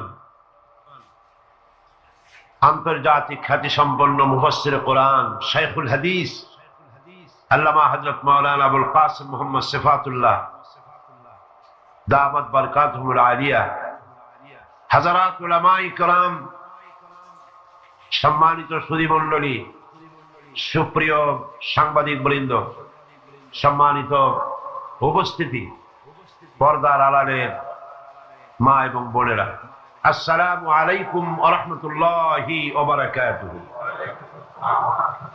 মহান আল্লাহ রব্বুল ইজ্জত ওয়াল জালাল, তার দরবারে লাখো কোটি শুকরিয়া আদায় করি যে মহান আল্লাহ পাক একটানা 20 বছর পর্যন্ত ইসলামী সমাজ কল্যাণ পরিষদ কর্তৃক আয়োজিত তাফসীরুল কোরআন মাহফিলের আজকের এই দ্বিতীয় দিবসে দয়া পরবশে মেহেরবানি করে আমাদেরকে শরীক হওয়ার তৌফিক ইনায়েত করেছেন। তার দরবারে হৃদয়ের সবটুকু আবেগ উজাড় করে আমরা শুকরিয়া জ্ঞাপন করছি। আমরা পড়ছি আলহামদুলিল্লাহ, জোরে সোরে মোহব্বতের সাথে একযোগে সবাই পড়েন আলহামদুলিল্লাহ। আজকের মাহফিলে যে সমস্ত অমুসলিম ভাইরা এসেছেন, আমি তাদেরকেও মাহফিলের পক্ষ থেকে স্বাগতম জানাই, ওয়েলকাম করি, তাদেরকে সুস্বাগতম বলছি, তাদেরকে মোবারকবাদ জানাচ্ছি, শুভেচ্ছা জানাচ্ছি। কারণ মহাগ্রন্থ আল কোরআন শুধুমাত্র মুসলমানদের জন্য অবতীর্ণ হয় নাই, সমগ্র মানব জাতির কল্যাণের জন্য দিক নির্দেশনা এবং বিশ্ব মানবতার মুক্তির জন্যই পবিত্র কোরআন আল্লাহ রাব্বুল আলামিন এই পৃথিবীর বুকে অবতীর্ণ করেছেন। মহাগ্রন্থ আল কোরআন একমাত্র সেই বিশ্বগ্রন্থ, সেই মহাপবিত্র গ্রন্থ যার মধ্যে জাতি, ধর্ম, বর্ণ, দল, মত, নারী, পুরুষ নির্বিশেষে গোটা বিশ্বের মানুষের জন্য যা কিছু সুন্দর, যা কিছু সত্য, যা কিছু নান্দনিক, যা কিছু কল্যাণ, সবকিছু খুলে খুলে বলা হয়েছে। কোরআন, গতকাল আমি বলেছি, মহাবিশ্বের মহাবিস্ময়, এমন এক কিতাব গোটা পৃথিবীর কারো কাছে নাই, এমন একখানা বিশ্বের জন্য, যার ভেতরে সমস্ত কথা আল্লাহ পাক বলে দিয়েছেন, তিবিয়ানান লিকুল্লি শাই, সবকিছুকে খুলে খুলে আল্লাহ পাক বয়ান করেছেন। আলহামদুলিল্লাহ। এর ভেতরে রয়েছে বিজ্ঞান, দর্শন, ইতিহাস, খতত্ব, ভূতত্ত্ব, নৃতত্ত্ব, রয়েছে বোটানি, জুলজি, রয়েছে অ্যানাটমি, সার্জারি, বোটানিক্যাল ব্যাপার স্যাপার, political science, philosophy, medical science, কি নাই? স্বরাষ্ট্রনীতি, পররাষ্ট্রনীতি, যুদ্ধ, সন্ধি, চুক্তি, উত্তরাধিকার আইন, মিরাসি আইন যাকে বলা হয়, ফৌজদারি দণ্ডবিধি, জীবন, সমাজ, রাষ্ট্র, ইহকালের শান্তি, পরকালের মুক্তি, যা কিছু প্রয়োজন সবকিছুকেই আল্লাহ পাক এই কোরআনে কারীমের মধ্যে মানুষের জন্য হাদিয়া হিসেবে, সর্বশেষ সর্বশ্রেষ্ঠ নিয়ামত হিসেবে বিশ্ববাসীর জন্য দান করেছেন। সুবহানাল্লাহ। আজ সৌভাগ্যবান জাতি পৃথিবীর এই মুসলমান, পৃথিবীর মানুষ, পৃথিবীর শ্রেষ্ঠ সৌভাগ্যবান জাতি মুসলমান, যেহেতু কোরআন তাদের কাছে আছে। আমি কথা মনে প্রাণে বিশ্বাস করি, হয়তো আপনারা আমার সাথে একমত হবেন, আমাদের দেশের কলেজ বিশ্ববিদ্যালয়গুলিতে মাদ্রাসা শিক্ষার মতো কোরআন হাদিসকে যদি বাধ্যতামূলক করে 30 পারা কোরআন শরীফের তাফসীর পড়ানো হতো, যদি 6খানা বিশুদ্ধ হাদিসে প্রতিটি হাদিস অর্থ এবং ব্যাখ্যা সহকারে পড়ানো হতো, তাহলে শিক্ষাঙ্গনগুলি থেকে ডাকাত, দর্শনকারী, চোর, মাস্তান, চাঁদাবাজ বেরোতো না। শিক্ষাঙ্গনগুলি থেকে বেরোতো কি? শিক্ষাঙ্গনগুলি, কলেজ বিশ্ববিদ্যালয়গুলি আমাদেরকে উপহার দিত খান জাহান আলী, উপহার দিত শাহ আমানত, শাহ মখদুম, উপহার দিত শহীদ তিতুমির, সালাউদ্দিন আইয়ুবী, জামালউদ্দিন আফগানির মতো দেশপ্রেমিক নেতা, বিশ্বজোড়া নেতা, উপহার দিয়ে দেশকে তারা ধন্য করে দিত। ওনারা বলছেন মাদ্রাসা শিক্ষার প্রয়োজন নাই, ধর্ম শিক্ষার প্রয়োজন নাই। এ ব্যাপারে কিছু সংখ্যক শিক্ষক নামের কুলাঙ্গা, তারা রিপোর্ট, চিঠিপত্র, সেমিনার করে করে শিক্ষা মন্ত্রণালয় এবং প্রধানমন্ত্রীর কাছে রিপোর্ট পাঠাচ্ছেন। মুসলমান নামের কলঙ্ক, শিক্ষক নামের কুলাঙ্গা, ঠিক কিনা? আজ পর্যন্ত এই পৃথিবীতে সত্য, সত্যবাদিতা, সততা, ন্যায়নিষ্ঠা, চরিত্র, ভদ্রতা, ভালোবাসা, পরোপকার, ভালো ভালো গুণাবলী পৃথিবীতে যতটুকু অবশিষ্ট আছে অবশ্যই মাদ্রাসা শিক্ষার কারণেই আছে, অবশ্যই তা কোরআন এবং হাদিসের শিক্ষার কারণেই আছে। সুতরাং আজ দেশ থেকে অন্যায়, অসত্য এবং সন্ত্রাস, ধর্ষণ, চাঁদাবাজি, মাস্তানি, সুদ, ঘুষ যদি বন্ধ করতে হয়, ইসলামী শিক্ষা বাধ্যতামূলক করতে হবে, এর কোনো বিকল্প নাই। ইসলামী শিক্ষা বিরুদ্ধে যারা উঠে পড়ে লেগেছেন তাদের জানতে হবে, আপনারা এই দেশের জনগণের রিভিনিউ দিয়া, এই দেশের 12 কোটি মুসলমানের রক্তার্জিত পয়সা দিয়ে আপনার বউর পরনের শাড়ি পেঁচানো হয়েছে। এদেশের 12 কোটি মুসলমানের রক্তার্জিত পয়সা দিয়ে আপনার গাড়ির চাকা ঘোরে। আপনার বাড়িতে এসি, টিভি, আপনার বাড়িতে সুখ সৌন্দর্য যা কিছু আছে, এদেশের মুসলমানদের রক্তের বিনিময়টা আছে। সুতরাং ভারতকে খুশি করার জন্য ইসলামী শিক্ষার বিরুদ্ধে যে ষড়যন্ত্র চালু হয়েছে, সেই ষড়যন্ত্রের বিরুদ্ধে সকল জাতিকে, জাতি, ধর্ম নির্বিশেষে ঐক্যবদ্ধ হয়ে প্রতিবাদ গড়ে তুলতে হবে, প্রতিরোধ গড়ে তুলতে হবে।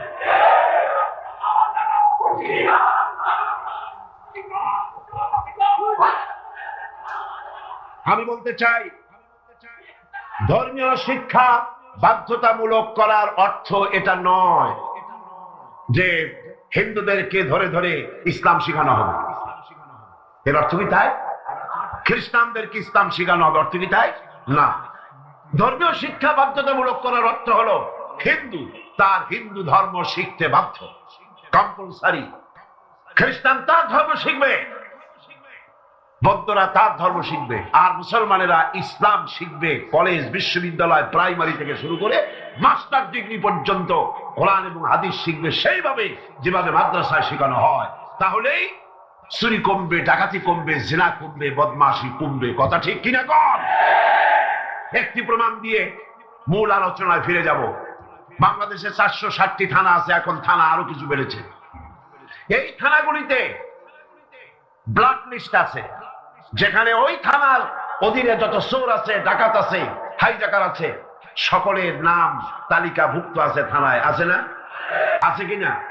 আপনার এই চট্টগ্রাম পাহাড়তলী থানা, কোতোয়ালি থানা, চন্দনাইশ থানা, আরো কি কি থানা আছে না? হ্যাঁ, ডবল এক্স, ডবল মুরিং থানা আছে। এই সমস্ত সাতকানিয়া থানা আছে। এই সমস্ত থানায় আপনি চেক করেন, ওসি সাহেবকে বলেন আপনার এই থানায় বিগত 26 বছরের ব্ল্যাক লিস্টটা দেখান। যেই লিস্টিতে আপনার থানার চোর, ডাকাত, জেনাকার, বদমাশ, ছিনতাইকারী, মাস্তান, চাঁদাবাজ, ধর্ষণকারী যাদের লিস্ট আছে, ওই লিস্ট আমাকে একটু দেন। দেখুন 26 বছরের এই লিস্টের ভিতরে মৌলানা সাহেবের নাম আছে কয়টা? হাফিজে কোরআনের নাম আছে কয়টা?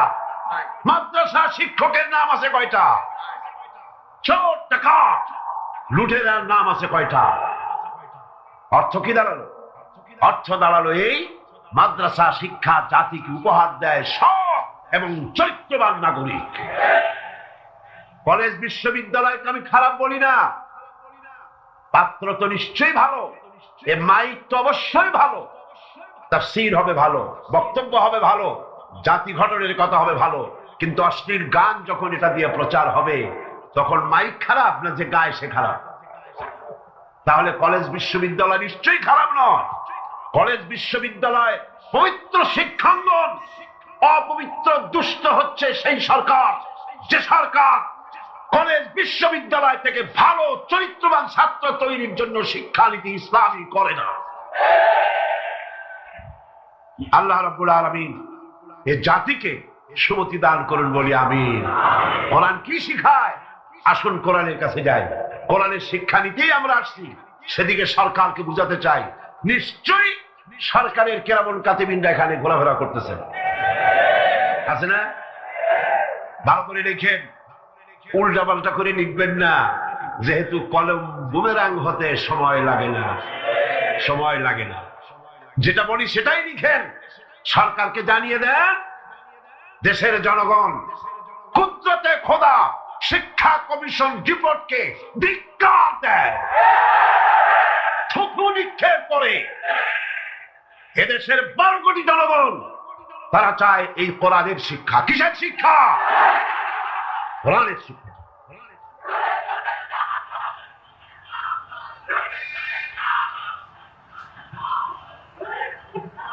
এই কোরআন দিয়েই তো রাসূল করিম সাল্লাল্লাহু আলাইহি ওয়াসাল্লাম আরবের সেই অভদ্র, অসভ্য, বর্বর কুসংস্কারাচ্ছন্ন একটি সমাজের আমূল পরিবর্তন এনে দিয়েছিলেন, ঠিক না? এটা সেই কোরআন। গত 20 বছর ধরে এই মঞ্চে যত কথা আল্লাহ বলেছেন সাক্ষী দেন। আমি কোনদিন বলেছি এটা আমার বাবার কথা বলেছি? আমরা বাবার কথা বলতে আসি না, বাবার দালালি করতে আসি না। আমরা দালালি করি ঠিকই, আমরা অবশ্যই দালালি করি। সে দালালি পৃথিবীর কোন রাষ্ট্রের নয়, কোন ব্যক্তির নয়। দালালি করি আল্লাহ রাব্বুল আলামিনের, আর করি বিশ্ব নেতা জনাব মুহাম্মদ রাসূলুল্লাহ সাল্লাল্লাহু আলাইহি ওয়াসাল্লামের।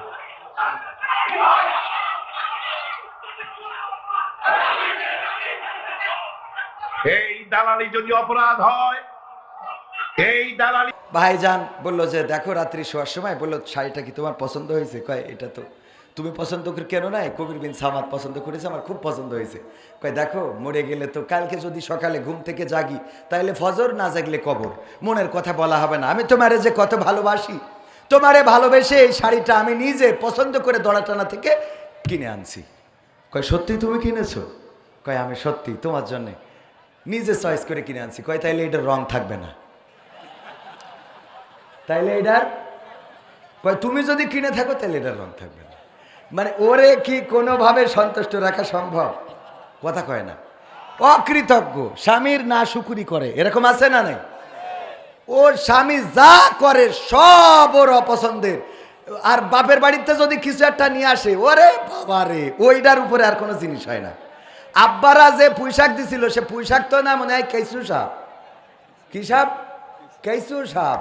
এই চিকুন চিকুন আইনি কয়, দেখিস পুঁইশাক কি সুন্দর রাইন দে, নিজেই খাই নিজেই বলা, বাবা যে স্বাদ হয়েছে আমার মার হাতের তরকারি। হ্যাঁ, গাই গরু যদি একটা দেয় বিয়ের সময়, আশরাফ ভাই যদি গাই গরু একটা দেয়, ওই গাই গরু আর আমৃত্যুকাল মরবে না। মরে বলেন? তাও এমন গাই গরু, যেই গাই গরু মানে মনে হইলো গরু না, এটা এক্সরের কাগজ নিয়ে যাচ্ছে, পাজরার কাঠি এমন কায়দায় রয়েছে। সেই গরু আনার জন্য এক শালা ঠেলিয়েছে, আর এক শালা ঠেলিয়েছে, তাও 3-4 বার ব্রেক ফেল করেছে, লেজ মুড়াই স্টার্ট দিলে তারপর উঠেছে। এই গরু আনার পরে ভাবির খালি কথা হইলো, ওই যে আমিরপুরি জায়গা কিনেছে একটা বাড়ি, ভাই কয়তলা যেন ওইটা ফাউন্ডেশন? আশরাফ ভাই, আশরাফ ভাই, ওরে কয়তলা ওই ফাউন্ডেশন? আর আপনি কথা কথা ওয়াজের মধ্যে কথা কেন বলছি, কয়তলা ফাউন্ডেশনের বাড়ি কিনেছে? হ্যাঁ হ্যাঁ, 4 তলা। তো 4 তলা ওই ফাউন্ডেশনের বাড়ি কিনে ভাবির বলছে, দেখো আমরা তো ছিলাম বাগডাঙ্গা, আমরা এখন এই যে শহরের পরে হামিদপুর একটা বাড়ি কিনতে পারিছি, 4 তলা ফাউন্ডেশন, চলো আজকে তোমার দিয়ে উদ্বোধন করবো, ফিতে কাটতে হবে। বলছে আব্বাকে বাড়িতে গাই গরুটা আনিলাম বুঝলে, ওই গাই গরু এক্সরা কাগজের। এরপরে যে একটা 4 চাকার গাড়ি কিনেছে, এক্স করোলা, বলছে যে চলো আজকে গাড়িটা যেহেতু কিনলাম, তুমি চড়বা আমি চালাবো, পুরো যশোর ঘুরিয়ে দেখাবো তোমার। গাড়িতে দরজা খুলে উঠে পরে বলছে আব্বাকে বাড়িতে গাই গরুটা আনিলাম বুঝলে। হ্যাঁ, এরপরে যদি আরো কিছু করে, উনি যদি এখন কথার কথা জামাতের নেতা, তো এলাকায় যদি চেয়ারম্যান ইলেকশন করে, যদি পাশ করে, যেদিন কাউন্সিলই বরণ হবে, ফুলের মালা গলায় দেবে, বলবে চলো তুমি সামনে বসে থাকবো, আমার আজকে ফুলের মালা গলায় দেবে। যাওয়ার সময় কবে আব্বাকে বাড়িতে গাই গরুটা আনিলাম বুঝলে। শুধু তাই না, যদি বেহেশতে যায়, আমার ধারণা জান্নাতের সিঁড়িতে যদি দেখা হয়, কবে আব্বাকে বাড়িতে গাই গরুটা আনিলাম বুঝলে।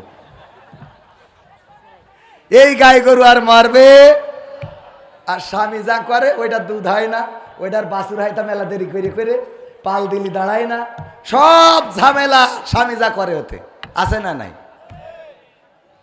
এরকম না শুকুরি করে, তাহলে গেল 1 নম্বর। 2 নম্বর কি? 2 নম্বর হলো বেশি বেশি অভিশাপ দেয়। কি সাপ দেয়? ধুড়া সাপ না, জাত সাপ না, গোখরা সাপ না, কি সাপ? অভিশাপ। অন্য সাপ দিলে তো কামড়ায় দিলে মরে গেল, আর এমন অভিশাপ দেয় যে অভিশাপের কারণে স্বামীও শেষ হয়ে যায়। এক মহিলা আমারে ফোন করে বলতেছে, হুজুর আপনি কি সেই হুজুর? কলাম কোন হুজুর? কয়ে যে মাঝে মাঝে প্রশ্ন ধরে উত্তর দেন। বললাম হ্যাঁ। তা বলছে হুজুর আমার স্বামী মরে গেছে। তা আমি বললাম আমার কিছু করার নেই, আমার 1 বউ 2 বাচ্চা।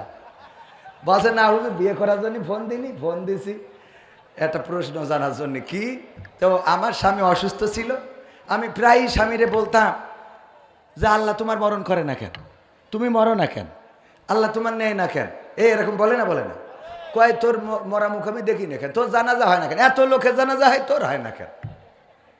তো আমি আমার স্বামীকে প্রায়ই বলতাম যে মরো না কেন, তোমার মরণ করে না কেন, তুমি দূর হয়ে যাও না কেন, তুমি কবরে তোমার মাটি দিয়ে এসে আমার একটু হাড়ে বাতাস লাগতো।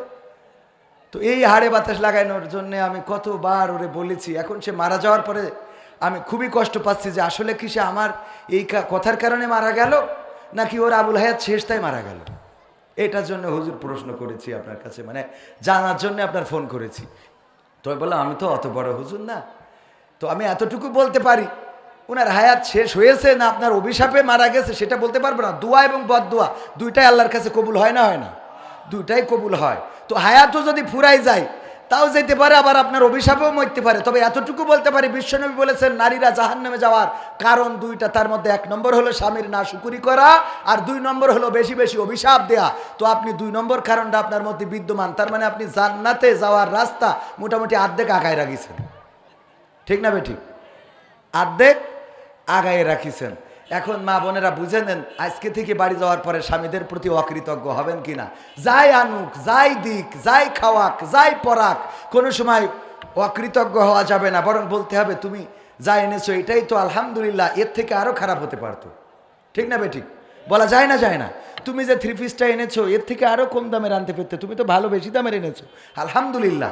এইভাবে শুকরিয়া আদায় করতে হবে।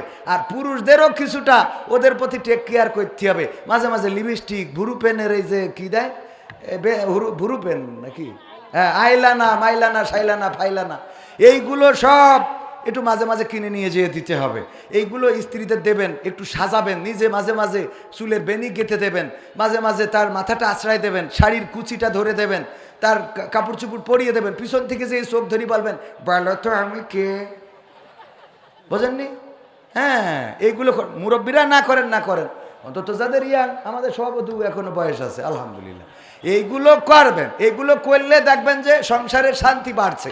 আবার মা বোনেরাও বোঝে না, বলে হুজুর আমার স্বামীর জন্য একটু দোয়া করি দেন, সারাদিন ওই পরিমণি তারপরে এইসব দেখি বেড়ায় সাধু, দেখবে না তুই মাঝে মাঝে ছোট ছোট জামা কাপড় পরলি তো আরে ওদিক তাকায় না, কথা কয় না, লজ্জা জ্বালাই বাসে না, আরে স্বামীর কাছে আবার কি লজ্জা রে, কথা কয় না। হ্যাঁ, একটু জোরে বলেন ঠিক যাতে শুনতে পায়। হ্যাঁ, মানে মাঝে মাঝে ওই পোশাকগুলো, তবে এই পোশাকগুলো আবার আপনাদের কিনে দেওয়া লাগবে, ওরা তো সেই বাজার আনতে পারে না এইগুলো। না না, রাস্তায় বাড়াবে কেন, এইটা তো ভালোর জন্যই বলতেছি। এইগুলো যখন গায়ে দেবেন, গায়ে দিয়াবেন, তখন দেখবেন ওরা যখন গায়ে দেবে আপনাদের ভাল লাগবে। আবার ওরাও সব কিছু মিলে আপনার ওই সিরিয়াল ভাল লাগবে না, ওই পরিমণি ভাল লাগবে না, ওই বুবলি, তারপরে এইসব ওই রাশমিকা মান্দানা ফান্দানা, এগুলো ভাল লাগবে না, কারণ ও তো বাড়ি রয়েছে, কথা কয় না, না জায়েজ কিছু।